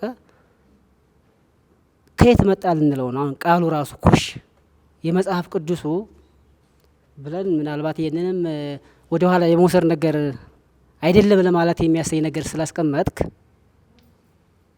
ኩሽ ራሱ ቃሉ የምንድን ነው? ከየት ነው የመጣ? ምናልባት የጠቀስከው አለ አርቲክሉ ላይ የሚያየውትኝ ከአንድ ዕብራይስጥ ወይም እስራኤላዊ ሰውዬ ወስደ ዴቪድ ማን ነው እሱ ላይ ወስደ ካሽ ከሚለው ቃል የመጣ ነው ይላል ምናምን ይላል።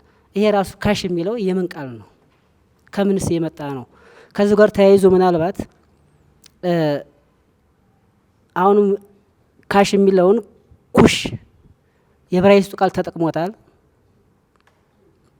ከዛ ደግሞ ወደዚህኛው ደግሞ ምናልባት እንደኛ ሊቃውንት አጠራር በጥሊሞስ የሚሉት እንደ እንት ነው ፕቶሎሚ ሰከንድ የሚሉት በሱ ጊዜ ነው እንግዲህ ሰባ ሊቃናት ተረጎሙት ወይም ሴፕቷጌት የሚለው ላቲነኛው በዛኔ በተረጎመበት ነው እንግዲህ ከኢትዮጵያ ጋር አያይዘው ብዙ ጊዜ የሚነገረውና ከበርነት ፌስ አያይዘው ኢትዮጵያን የሚሉት አለና እነሱ ከዛ በፊት የነበረ ቃል ለምሳሌ ኩሽ የሚለውን ዕብራይስጥ እንዳለ ከወሰደው ኢትዮጵያን የሚለውስ ግሪኩ ምናልባት እሱ ሌላ ሊያነጋገረን ስለሚችል ይወሰዱት አይሆንም ወይ? ከሆነ ቃል እነሱ የፈጠሩት ቃል ነው ማለት እንችላለን ወይ? የኢትዮጵያንም ታሪክ ምናልባት እንግዲህ አሁን ቅድም አክሱም ጋር ምናምን የተነሳ ነገርም ስላለ ከዛ ጋር የሚያያዝ ምናልባት ይሄ ቃላት አወሳሰድ ለምንስ ግሪኩ የኩሽ የሚለውን አልወሰደም? ዕብራይስጡ ኩሽ የሚለውን ዝም አይታወቅም ቃል ከዛ ከወሰደው የግሪኩስ ለምን ኩሽ የሚለውን አልወሰደም? ያው ስም ስለሆነ በአብዛኛው ስሞች ያው አይተረጎሙምና እንደዛ ያልወሰዱ ምክንያት ለምንድን ነው የሚለው ነው። አመሰግናለሁ። ብዙ ነገር በገባይ መልክ መልሰው ግልጽም ስላልሆነ ሊወሰነ እኔ ኩሸቲክ የሚባለው በቋንቋ ፋሚሊ በቤተሰብ ደረጃ ኩሻዊ ብለን የሰየምነው የስነ ልሳን ሰዎች የሰየሙት ነው። እሱን ስያሜ ተነስተን ልንለውጠውም እንችላለን። ከዛ ውጪ ኩሽ በአጠቃቀም ደረጃ አሁን ብቻ የተፈጠረ ሳይሆን ከመጽሐፍ ቅዱስም በፊት ኩሽ የሚባል ቃል አጠቃቀም ነበረ። ይህም ህብረተሰብን ከመግለጽና አገርንም መንግስትንም ከመግለጽ አንጻር ይጠቀሙበት ነበረ። ይህም ቢያንስ በታሪክ ደረጃ ላይ ተጽፎ በምናገኘው 2100 ቅድመ ጋራ አቆጣጠር አካባቢ ወይም ቅድመ ልደተ ክርስቶስ ልትለው ትችላለህ። ቢሲኢ የሚለውን ነው ባይዘው የቅድመ ጋራ አቆጣጠር የምለው ከሱ ጀምሮ ነው ብዬ ሄድኩበት። ከዛ ውጪ መጽሐፍ ቅዱስ ውስጥ የተጠቀሰው ኩሽ በሚል ወይም ከዛ ጋር ተመሳሳይ የሆነ ቃል የተጠቀመው ጥንታዊ የኩሽ መንግስትን ብቻ የጥንታዊ ኩሽ ሀገርን ብቻ እንዳልሆነም የገለጽኩ ይመስለኛል። በዚሁ መድረክ ላይ ቅድም ገልጬላቸዋለሁ የተለያዩ ነገሮች። ከዛም ውጪ ሌሎች ቦታዎችን የገለጸበት አለ። መጽሐፌ ላይ በዝርዝር አቅርቤዋለሁ። ከእሱ አንጻር ብንመለከተው ሌላኛው ላይ መድረክ ላይ አይደለም እና ያነሳ ነው ስለ ዘመን አቆጣጠር አላነሳንም።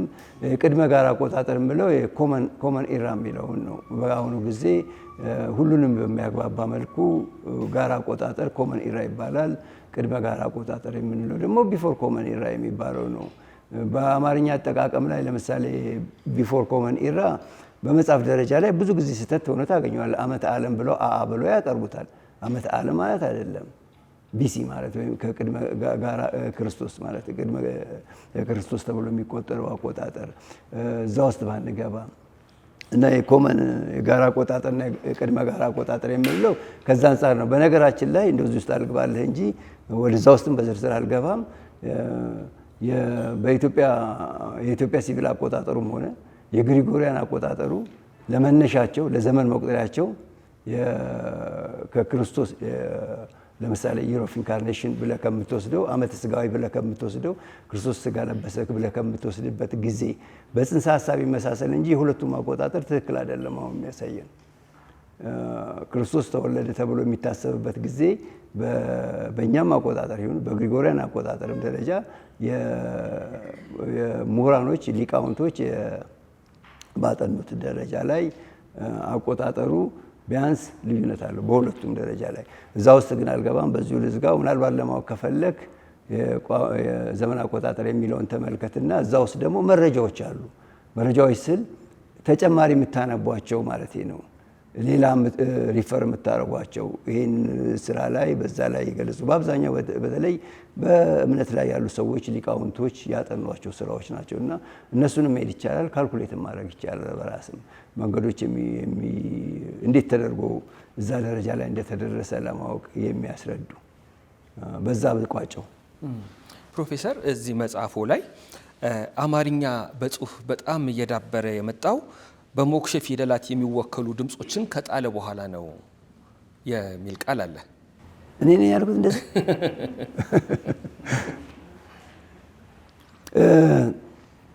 ይኸው በአማርኛ ደረጃ እንደውም ሰሞኑን ክርክር አለ መሰለኝ ሞክሼ ፊደላትን እናጥፋ ወይስ አናጥፋ የሚል፣ ፊደልን ቀንስ ወይስ አይቀነስ በሚል። የኔ አቋም ባይቀነስ ነው እውነት ለመናገር ከሆነ። ለዚህ ምክንያት አለኝ። ማብራራበት መንገዶች ሊኖሩ ይችላሉ። ግን በአንድ ደረጃ ላይ ስንመጣ ይኸው በአማርኛ ውስጥ የሌሉ ድምጾች ግዕዝ ከግዕዝ እና በሳቢያን መካከል ብትመለከቱ በሳቢያን ውስጥ የነበሩ ድምጾች በግዕዝ ውስጥ የሌሉት ውክልና አላደረገም። የግዕዝ ሊቃውንት በወቅቱ በሚቀርጹበት ጊዜ በግዕዝ ቋንቋ ውስጥ ያሉት ድምጾች ብቻ ውክልና ነው። አማርኛ ምናልባት በቀጥታ በጽሁፍ ቅድም ባልኳችሁ በገለጽኩላችሁ ምክንያቱም ሆነ አይደለም። ምክንያቱም ግዕዝ አማርኛ ከመናገር ውጭ በጽሁፍ ካሰፈራችሁት እንደ ኃጢአት ተደርጎ ስለሚወሰድ ክልክልም ስለነበረ በዛ ደረጃ ላይ የራሱን ፊደል ብቻ አውጥቶ አልሄደም። ምንድነው በአማርኛ ላይ ለአማርኛ ድምጽ የሚሆኑ ፊደሎች ተቀመሩለት እንጂ ይሄ ነው ተብሎ ለአማርኛ ላይ ወጥቶ አልሄደም። በአማርኛ ውስጥ የሌሉ ድምጾች ውክልና ያለው አለ። ለምሳሌ ሳቱሰ በምንም ታሪክ በኢትዮጵያ ታሪክ ውስጥ በአማርኛ ታሪክ ውስጥ ምልክ እንትን ኖሮት አያውቅም። ሳቱሰ እኮ ከሸ የቀረበ ነው። በድምጽ ደረጃ በግዕዙ ላይ የሚታሰበው ለሸ የቀረበ ነው። አማርኛ ላይ ሻ ያለው ሳ አይደለም፣ ያሳ አይደለም። እሱን አልወሰደውም። ይሄ ከዛ ውጭ ግን ለምሳሌ አይኑ የሚገለጽበትና ሐመሯ የነበሩት ከ17ኛው ክፍለ ዘመን ባሉ ዶኩመንቶች ውስጥ ብትመለከቱ ክልል የነበሩ ናቸው። አማርኛ በኋላ ላይ የጣላቸው ናቸው። ለዚህ አንደኛው ሌላ ማስረጃ አርጎብኛ ላይ ብትሄዱ የሰሜን አርጎብኛ በሾንኬ ጦላ አካባቢ የሚገኙት ላይ ልክ እንደ ትግርኛው በሙሉ ድምጾቹ እንደኛ አሉ። ከነኛ ውጭ ጸና ሁለቱ ጸዎች በአማርኛው ስለመኖራቸው የታሪክ ማስረጃ የለም። ለአማርኛ ተብሎ ፊደል የወጣበት ጊዜ ወይም ይሄ ነው ተብሎ የተገለጸበት ወቅት አልነበረም። እንዳልኳችሁ አማርኛ ላይ መጻፍ ሲጀመር ለነኛ ተጨማሪ ፊደሎች ተጨመሩና በዛው እየተቀጠለ መጣ። ስታንዳርዳይዝ ለማድረግ በንጉሱ ጊዜ በኃይለ ሥላሴ ጊዜ የተወሰኑ ሙከራዎች ነበሩ። የተለያዩ አስተሳሰቦችም ነበሩ። መቀነሱ የሚያስፈልግ ከሆነም መቀነስ የሚገባቸው ጉዳዮች ላይ የምንወያይባቸው ምናልባት እነጸጸን እነሰን የመሳሰሉ ሊሆን ይችላል። ግን እሱም በአሁኑ ጊዜ አይታየኝም። ምክንያቱም ብዙ አስቸጋሪነታቸው ስለማይታየኝ ከአስቸጋሪነታቸው ውጪ አንድ ፊደልን የምትቀርጹበት ምክንያት አንድ ከስነ ልሳን ብቻ አይደለም አንጻር የምትመለከቱት። በስነ ልሳን አንጻር ደረጃ ይሄ ድምጽ አይወክልም፣ ስለዚህ ይሄ ድምጽ ደግሞ ወክልና የለውም ከዚህ ጋር ስለሚመሳሰል እናጥፋው ብላ አይደለም የምትነሳው። ከስነ ትምህርት አንጻር ትመለከቱታላችሁ። ከህብረተሰቡ ስሜት አንጻር ትመለከቱታላችሁ። የህብረተሰቡን ፍላጎት ማዳመጥ መቻል አለብን። የህብረተሰቡ ፍላጎት ምንድን ነው? ታሪኬ ነው፣ ቅርሴ ነው አይሄድብኝ ካለ ልታቆዩ ትችላላችሁ። እንደ እንግሊዘኛ እውነት ለመናገር ከሆነ ምናልባት ፈረንሳይኛ ሊሆን ይችላል የተበላሸ አጻጻፍ የለውም። በአሁኑ ጊዜ ኬ የምትገባበት ቦታ ፈጽሞ በአሁኑ ሞደርን እንግሊሽ ላይ ትርጉም የለውም። ለማንበብ በጣም አስቸጋሪ ነው። አንዳንድ ጊዜ እንደውም እንግሊዝኛ ስንለምድ አንዱ ከኛ የተሻለ የሚስቅብን በምንድን ነው? እኛ እቺና እነ ኬንም እነንም ልክ እንደ አማርኛው እናንብብ ስንል እንደዛው ነው። እንደምታውቁት በአሜሪካን በተለያዩ ሀገሮችም እንግሊዝኛ ቋንቋ ተናጋሪዎች ላይ የስፔሊንግ ውድድር እንደ ቁም ነገር ሆኖ እኮ በአደባባይ ወጥቶ ሰው የሚሸለምበት አለ በሚሊዮን የሚቆጠር ብር። በአማርኛ ላይ ስፔሊንግ ውድድር ላድርግ ብትሉ ሰው ነው የሚሰክባችሁ። ማን ነው የሚሳሳተው? አበበ ብትሉ አበበ ነው ማለት። የትኛው ነው ሰው ሊሳሳት የሚችለው? እንደምናወራው ነው የምንጽፈው። እና ፊደል መቀነስ ላይ የስነ ድምጽ ማለት ከስነ ድምጽ አንጻር ብቻ የምንመለከተው ከስነ ልሳን ብቻ አንጻር የምንመለከተው ሳይሆን ከህብረተሰቡ ስሜት ከህብረተሰቡ ፍላጎት ከኢኮኖሚ ከሁሉ ነገር ከታሪክ አንጻር ሁሉ የምንሄድበት ጉዳይ ስለሆነ እንደ ቀላል ነገር አድርገን ማየት አይገባንም ብዬ ነው የማስበው። በጣም ጥሩ ነው። አንደኛ ይሄ ርዕሰ ጉዳይ የሰነበተ እኮ ነው። በ30ዎቹ በ40ዎቹ ጋዜጣ ላይ የወጡ ውይይቶች፣ ክርክሮችን አይቼ ነበር። የሞክሼ ፊደላት ዕጣ ፈንታ ምን ይሁን የሚል እነ ብላታ መርሴ ያዘን ወልደ ቂርቆስ ሁሉ የጻፏቸው ጽሁፎች አሉ። ራሱ ፊደላትን በተመለከተ የምንወዳቸው የተከበሩ ደራሲ ሐዲስ ዓለማየሁ ሞክሼ ፊደላትን አልጠቀምም ብለዋል። በዛው ልክ እንዴት ከሳቸው ይጠበቃል ወይ ብሎ ደግሞ አቤ ጎበኛ ፍቅር እስከ መቃብርን በዛ መንገድ መጻፍ መቻላቸው ከሳቸው አይጠበቅም ብሎ አንድ ለእናቱ በሚለው መጽሐፍ መግቢያ ላይ ተችቷቸዋል። በጣም የሰነበተ ክርክር ነው። እኔም እነዚህ በምችለው ልክ መጽሐፎቼ ላይ በተገቢ ቦታ ማስቀመጥ ፈልጋለሁ። በቃ ምንም ደስ ጸሎት ለመጻፍ ጸንስ ጽፈው ለራሴ ስዕል የሳልኩ ነው የሚመስለኝ። ራሱ ያጎነበሰች ሴት እንደሚባለው ማለት ነው። ያጫውተኛል። ይሄ ይቀነስ የሚለው ላይ እምስማማ አይደለሁም በመኖራቸው ስላልከበደኝ። አሁን አንዳንዴ ቋንቋን ከሃይማኖት ጋር ማገናኘት በጣም እየበዛ ነው። እኛም ሀገሩን የሌላ ሀገር አላቅም። እርስዎ ደግሞ ደጋግመው የሚናገሩት ነገር አለና አጽንኦት ቢሰጠው ደስ ስለሚለኝ ነው መደግመው። ፖለቲከኞች እርስ በርስ ለማባላት እኛን ለማጣላት ልዩነት ለመፍጠር ከቋንቋ ውጪ ሌላ ጉዳይ ፈልጉ፣ ማባያ ሌላ ነገር አላችሁ፣ በዚህ አታባሉን ይላሉ። ቋንቋና ሃይማኖት ቋንቋና ጥሩ ጥያቄ ነው። እኔ እንደውም ቅድም ወንድሜ የገለጸው 2014 ላይ መሰለኝ በፈረንጆች አንድ አርቲክል በኢትዮጵያ በሪፖርተር ላይ አውጥቼ ነበር። ቋንቋና ዘር በኢትዮጵያ ውስጥ የዘርም ሆነ የቋንቋ ልዩነት የለም። አለ ከተባለም ሊኖር የሚችለው ሁለት ነው። በቋንቋም ደረጃ እንደዛ ነው። በኢትዮጵያ ውስጥ ያሉ ቅድም በገለጽኩላችሁ መሰረት በኢትዮጵያ ስለ ኢትዮጵያ ኤርትራን፣ ጅቡቲን፣ ሶማሌን በሙሉ አካቶ ነው።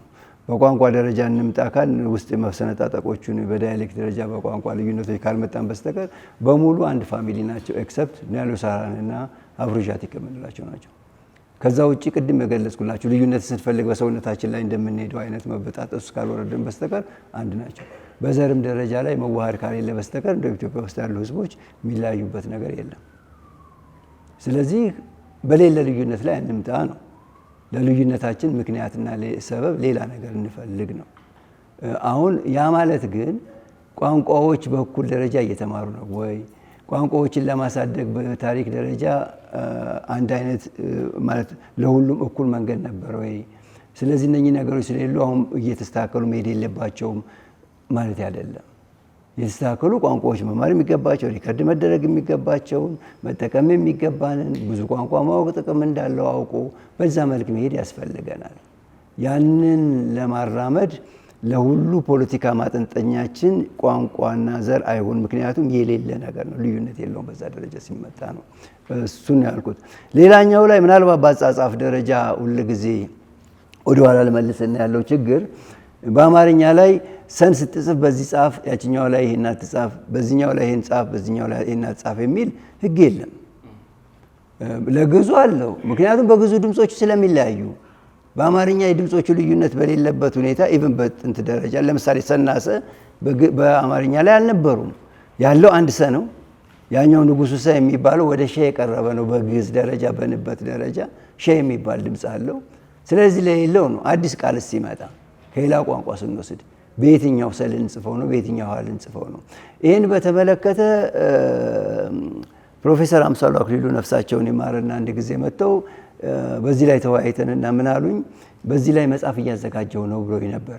ከዛ በኋላ ሰዎች መጽሐፉ ወጥቷል ብለውኛል፣ ግን አላወቁም። እሳቸው ምንድነው በዚህ ላይ ስርዓት የለውም፣ ለአማርኛ አልነበረም፣ የግዕዝ ነው። በግዕዝ ውስጥ ድምጾቹ ልዩነት ስላላቸው በተለያየ ተወክላላቸው። ቅድማ ከበደ አበበ ምናምን ብለን እንደምንጽፈው በተለያየ ድምጾች ናቸው የሚወክሉት። ለዚህኛው ላይ ተወክላላችሁ፣ ኦቶማቲክ ነው። ይሄኛው በዚህ ጻፍ ህግ አይደለም፣ ድምጹ የሚል ይሄ ስለሆነ ትጽፈዋለህ። ለአማርኛው ላይ አሁን ይሄንን አድርግ ነው። የትኛውን ተከተለ? እኔ የግዕዙን ከተከተልን አማርኛ አዲስ የፈጠራቸው የአማርኛ ነባር የሆኑትንስ በየትኛው ልንጽፍ ነው? በሌለ ነገር ላይ ነው። ስለዚህ ምንድነው አሁን ባለው መሰረት አዲስ በጣም በተለመዱት መንገድ እኔም አንዳንድ ጊዜ ወጥ አድርጌ እንደ አዲስ አለማየሁ የምጠቀምበት ሁኔታ ነበረ። ከዛ በኋላ ሳይሆን ነው አዲስ በጣም የተለመዱትን በዚህ መልክ ቢሄድባቸው ለእኔ ራሴ እንኳን ጥርት ያለ ነገር የለውም። ግን በዚህ ላይ አሁን የፕሮፌሰር አምሳሉን መጽሐፍ ታትሞ ከሆነ ታትሟል ብለውኛል አንዳንድ ሰዎች። እሱ ካሉ እሱን ይዞ በሱ መሰረት መሄድ ይቻላል ማለት የሚሻሻል ካለው ስላላየሁት ትክክል ነው ማለት ወይም ትክክል አይደለም ብዬ የሚሻሻላለው የለውም ብዬ ለመናገር ይከብደኛል። ግን ጥሩ ሀሳብ ነበራቸው። ስታንዳርዳይዝ የሆነ አጻጻፍ እንዴት እናዳብራለን በሚል ጥሩ ሙከራ ነውና እንደዛ አይነት ውስጥ መግባት ቢገባ ጥሩ ይመስለኛል። አሁን እንደ ሄግል ያሉ ሰዎች ጽፈት የሌለው ህዝብ ስልጣኔ የለውም ይላሉ። ኢትዮጵያ የራሷ ፊደል አላት እንላለን። እዚህ የእርስዎ መጽሐፍ ላይ ስለ ፊደላት ብቻ ሳይሆን ስለ ስርዓተ ነጥብ ያነሱታል እና በ1930ዎቹ የወጣ አንድ መጽሐፍ እሱ ጠፋኝ፣ በጣም የገረመኝ ሀሳብ አገኘው። ምን አሉ? ይህን መጽሐፍ በማዘጋጅበት ጊዜ አሉ የጥንቱ መጽሐፍ የሚጠቀመውን ስርዓተ ነጥብ ለመጠቀም ሞክሬያለሁ። ሆኖም ግን ኮምፒውተሩ ስለሌለው የፈረንጆችን ተዋስኩ አሉና ጥያቄ ምልክትን እቺ የምናውቃትን ጥያቄ ምልክት ነው እሳቸው የፈረንጅ ያሉት ትክክለኛው አሉና ትክክለኛው ግን 3 ነጥብ ነው። እንደዚህ ቁልቁል ኢትዮጵያ የልማት ሀገር አይደለችምን ሲባል የሚጠቀሙት 3 ነጥብ ነበር። 2 ነጥብ፣ 4 ነጥብ፣ 3 ነጥብ፣ 1 ነጥብ እና ኢትዮጵያ የራሷ ፊደል ብቻ ሳይሆን የራሷ ስርዓተ ነጥብ አላት እንበል። ጥያቄ የለውም። ስርዓተ ነጥብ ነበረ። ግን ማወቅ ያለብን ጽሁፍ ስታንዳርዳይዝ እየሆነ ይሄዳል። ጽሁፍ አሁን እንደምናውቀው እየሰፋ አስተሳሰቡ ማለት የትምህርቱ የምርምር ዓለሙ እየሰፋ ሲመጣ በፊት የምናውቀው አንድ ትምህርት አይነት የነበረ 2-3 አይነት ሆኖ እየተሰነጠቀ በሚመጣበት ጊዜ ልክ እንደዛ ሁሉ ጽሁፍንም የምንገልጽበት ለዛ ተግባር የምናውልበት መንገዶች አሉ። እንግሊዝኛ በታሪክ ሂደት አዳዲስ አጠቃቀሞችን አዳዲስ ስርዓተ ነጥቦችንም እየጨመረ ይሄዳል። ጽሁፍ በዓለማችን ላይ ኦልሞስት የአጻጻፍ ደረጃ ስታንዳርድ ነው ማለት ትችላላችሁ። ዓለም በሙሉ ይወራረሳል ማለት ትችላላችሁ። አንድ ቋንቋ ወደ ጽሁፍነት እየመጣ በሚሄድበት ጊዜ ብዙ የተለያዩ ምርምር ስራዎችን በሚገልጽበት ጊዜ የመወራረስ ባህሪ ይኖረዋል። ኦልሞስት ወደ አንድ የመምጣት ባህሪ ይኖረዋል። ከዚህ አንጻር ለምሳሌ ያህል በፊት በህዝባር ቃልን ከቃል ይለዩ ነበር። ራይት እዛው ጎን ለጎን አድርጎ የመሄድ ጉዳይ ለምን ድንጋይ ላይ ስለሚጻፍ ቦታ ላለማበከን ነው። አንቀጽ በሚለዋወጥ የአንቀጽ ልዩነት በሚመጣበት ጊዜ ብራና ላይ በሚጽፉበት ጊዜ ለአንቀጽ መለያ ምልክት እዛው ጋር አድርጎ አንቀጹ ይቀጥላል። ምንም ማቆሚያ የለው። ከመጨረሻ እስከ መጨረሻ ድረስ ለአይን ክፍተት የለውም። በዛው ይሄዳል። ያን ያደረጉበት ምክንያት ምንድን ነው? ብራና ማምረቱ ቀላል አይደለም። ለዛ እንደ ወረቀት ሌክቸር የላቸውም። ስለዚህ እሱን ይጠቀማሉ ያችን ቦታ ለመጠቀም እና ቃላቱ ራሱ እኮ እንደዚህ ተጋጥሞ ነው። ሁለት ነጥብም ከመጣ በኋላ ሁለት ነጥብ ተደርጎ ምንም ባዶ ክፍተት የለም አይደል? ወዲያው ቃሉ በዛ እየቀጠለ የሚሄድበት ነገር አለ። ይሄ ከቦታ ጥበትም አንጻር ነው። በኋላ ዘመናዊነት ሲመጣ አትሊስት ወረቀት ሲመጣ ደግሞ አትሊስት ይሄን ነገሮች የምንሰራበት አለ። ፓራግራፍን በልክ ክፍተት ሰጥተን በዛኛው እንጀምራለን። አረፍተ ነገር እንገባ እናደርገዋለን። ስለዚህ ምልክቱ አያስፈልገንም። ምክንያቱም እንደ ድሮ የዛ ችግር የለብንም። በቃልና በቃል መካከል ደግሞ ለአይናችንም ክፍተት ለንበቱም የተሻለ ስለሆነ አሁንም እንደ ብራናው ችግር ስለሌለብን ወረቀት ላይ ክፍተትን ልክ እንደ እንግሊዘኛው አይነት የመጠቀም አለ። እሱን ከተጠቀም ደግሞ ሁለት ነጥብ አያስፈልገንም፣ እየቀረ መጣ። ከዛ ውጪ ሌሎች ነገሮችን ሀሳቦችን፣ ጽንሰ ሀሳቦችን የትምህርቱ አይነት እየሰፋ በሚመጣበት ጊዜ የምንገልጽባቸው መንገዶች እየሰፉ በመጡበት ጊዜ ጽሁፍን በምትመለከቱበት ጊዜ አንዳንድ ጊዜ እንግሊዘኛን አይታችሁ የምትቀኑበት ነገር የለም። እንዴት ባጭር አድርጎ ገለጸው ብላችሁ አማርኛ ላይ ስንዟዟር ያዋል ነው ባጭር የሚገልጽበት መንገድ ነገር ታገኛላችሁ። የዛን አይነቱ አገላለጽ አጠቃቀም እየዳበረ እየመጣ ነው። እነኛን ነገሮች ሲመጡ ጽሁፎችም ፊደል ስርዓተ ነጥቦችንም ከሌላው ምን ማንወስድበትና ማናመሳሰልበት ምክንያት የለም። በፊት የነበሩት እየቀሩ ይመጣሉ። አዳዲስ ነገሮች እንፈጥራለን። አዳዲስም ብቻ ሳይሆን ከሌሎችም የምንወስዳቸው ነገሮች አሉ። እሱ ነው። እኔ አሁን መጽሐፎቼን ላይ በምጽፍበት ጊዜ እንደው ጥሩ ነው ባለም አማርኛው ላይ ሁለት ነገሮችን አድርጌ ነው። አንደኛው ቅድም የነገርኳችሁን ለብርሱ ከማሳወቅ ራሱ ከሚይዘው ቁም ነገር ውጪ፣ ሁለተኛ አጻጻፍ ስታንዳርድን ለማሳየት ነው። የአጻጻፍ ስታንዳርድ የአጻጻፍን ደረጃ ለመጠበቅ እየሞከርኩ ነው። የአማርኛው ልክ እንደ እንግሊዘኛው ደረጃ ላይ በእንግሊዘኛው አካዳሚክ ስራዎች መግለጽ በሚችለው ደረጃ ላይ ስርዓተ ነጥቦችን አጠቃቀሞችን ማድረግ መግለጽ እንችላለን በሚለው እነሱ ነው። በጥንቃቄ ብትመለከቷቸው መጽሐፎቼን ያን ነገር ለማሳየት ይሞክራሉ። ቋንቋውን በተቻለ መጠን ለማምጠቅ ወደ የትምህርትና የምርምር ቋንቋ የማድረግ እንትን በስርዓተ ነጥቦችም ላይ ይጠቀማሉና ስርዓተ ነጥቦች እየተስተካከሉ ቅድም ያልከው ነው። የሶስት ነጥብ ነበረ ወደ ጥያቄ ምልክት ተለወጠ። ክፍተትም ከዚህ ከቴክኖሎጂ ጋር በመምጣት ከወረቀት ሲመጣ የዛን አይነት እጥረት አልነበረብንም። ከድንጋይ ላይ ጽሁፍ በምንለያይበት ጊዜ ሌሎች ምልክቶች ሁሉ እንደመጣ ሁሉ የዚህ አይነት ባህሪያት እየተስተካከሉ እየተሻሻሉ ይመጣሉ። የነኚህ መለዋወጥና እንትኖችን እንደ መጥፎ የምንወስዳቸው ነገር አይደለም። እኔም እንደ ስህተት እንደ ድክመት እንደ መጥፎ ነገር ሳይሆን እንደው እንዲህም ነበር ለማለት ነው። እንዴት ያደርጉ ነበር እነሱ? ትናንት ዛሬ አይደለም። ትናንትናው ዛሬ አንጠቀመውም። ዛሬ ሆነውም ነገ አይደገምም። መልኩ ይለውጣል። ግን በቃ ለካስ ይህም ነበረ ብለን እንደነበሩ ልብ ያላልናቸው ነገሮች እንዳሉ እንድናውቅ ያደርገናል። የመጨረሻው የዚህ መጽሐፍ ላይ በአፍሮ ኤሲያዊ ስር ያሉ የቋንቋ ቤተሰቦች የእርስ በርስ ግንኙነትና የጋራ ባህሪያትን በተመለከተ በተረኩበት ምዕራፍ ላይ በአንድ ወቅት ካሜሮን ሄደው ያጋጠመውትን ተርከዋል። እንደገና ደግሞ በሌላ ገጽ ደግሞ ኢንፊሎ ምዕራብ ወለጋ ሁለቱ ገጠመኛዊ ተረኮችን ሰምተን ብንጨርስ ደስ ይለኛል። ማስተር ኦፍ ፊሎዞፊ በመማርበት ጊዜ መረጃን ሰበስብ ነበረ እና መረጃ ለእያንዳንዳችን የማስተርስ ተማሪ ሆናችሁ እያንዳንዱን ወደ የክፍለ ሀገር ወደ የተለያዩ አገር ልኮ መረጃ ለመሰብሰብ አቅሙም ፈንዱም አይኖርም፣ ምንም እንኳን ያደገ ሀገር ቢሆንም። ስለዚህ አንድ የተለየ ቋንቋ የሚናገር ሰው እንፈልግ ተብሎ ተገኘ። በአጋጣሚ አንትሮፖሎጂ የምትማር ልጅ ነበረች እና እሷ የምትናገረው ዚና ኮቶኮ የሚባል ነው። ዚና ኮቶኮ ኮቶኮ ቋንቋ ነው፣ የቻዲክ ቋንቋ ነው። ካሜሮን ውስጥ የሚነገር ነው እና እቺ ልጅ ጥያቄ ስንጠይቃት መጀመሪያ ደረጃ ላይ ኔም የሚለውን ስንጠይቅ ምንድነው ስለ ስም አለች። ደነገጥኩ። ስም ልክ እንደ አማርኛ ስም አለች። ከዛ ሌላው ትዝ የሚለኝ ላይ ጥርስ የሚለውን ስንጠይቅ ስን አለች።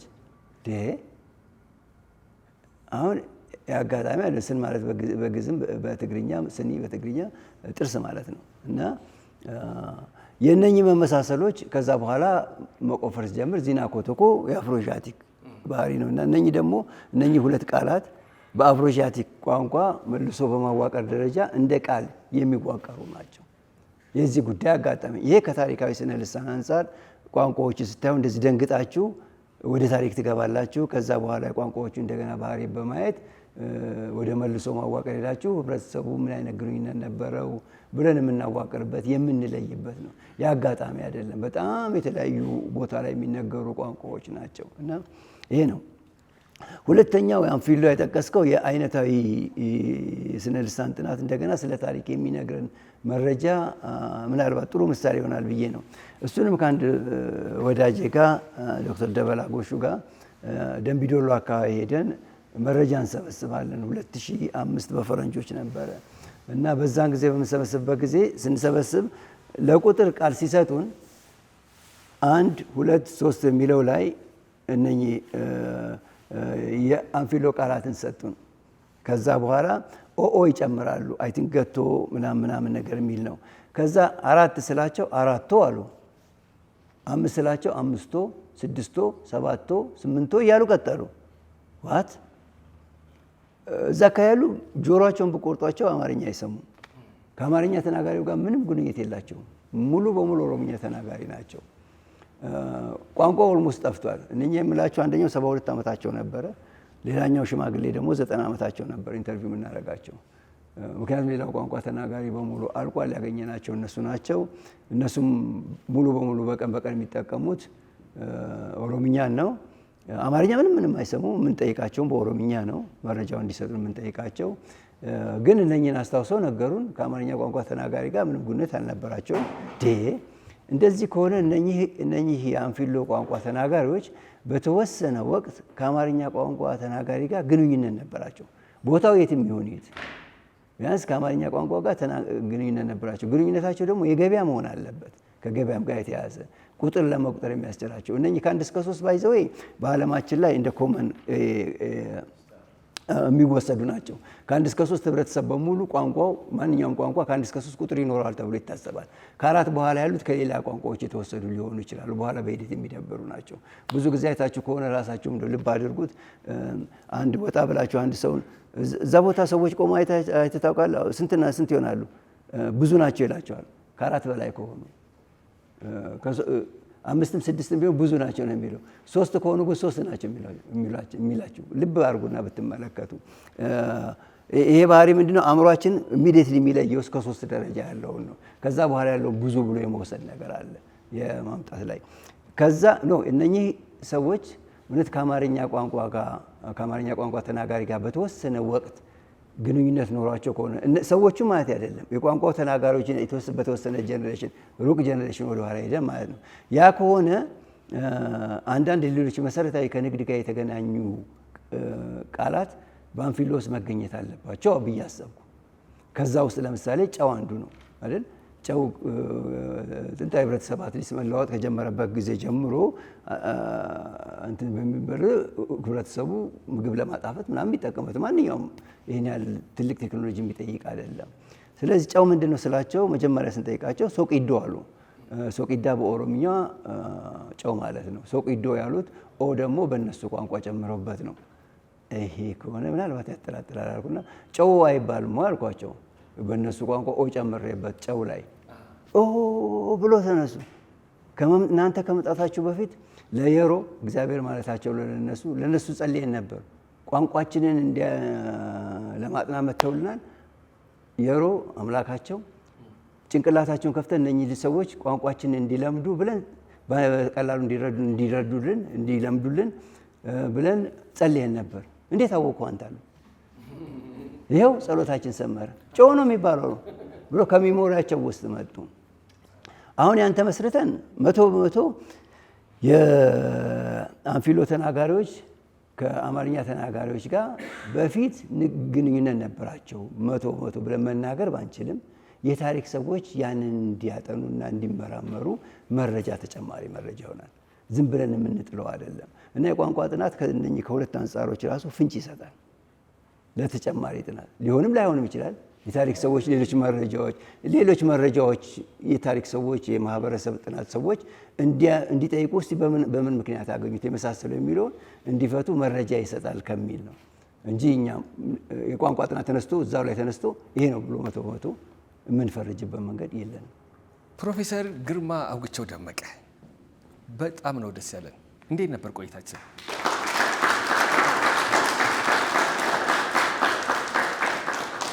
እንኳን መጡልን፣ እንኳን ጠየቅኖ።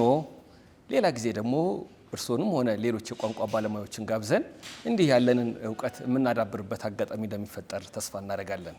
እዚህ አዳራሽ ሆናችሁ የዛሬውን ፕሮግራም የተከታተላችሁ በያላችሁበት ደግሞ የዛሬውን ፕሮግራም ስትከታተሉ የቆያችሁ የዛሬው እንግዳችን ፕሮፌሰር ግርማ አውግቸው ደመቀ ነበሩ። ፕሮፌሰር ግርማ አውግቸው በስነ ልሳን የዶክትሬትና በመረጃ መረብ ደህንነት የማስተርስ ኦፍ ሳይንስ ዲግሪዎች አሏቸው።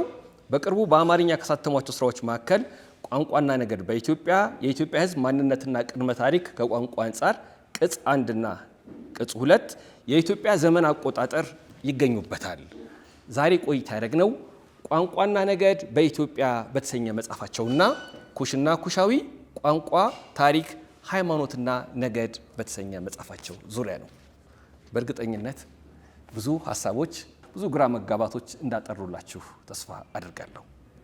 ፕሮፌሰር ነገ ከሀገር ሊወጡ ዛሬ እንደዚህ ሰፋ ያለ ውይይት ማድረግ መቻላችን የእርስዎን ለጋስነት ነው የሚያሳየውና በድጋሚ አክብሮት መግለጽ እፈልጋለሁ። እዚህ የታደሙ እንግዶቻችን የዛሬዋን ቀን እንዲያስቧት እንዲያስታውሷት የምናበረከትላቸው አንድ ስጦታ አለና ታዳሚውን ወክዬ እንድሰጠው ይፈቀድልኝ።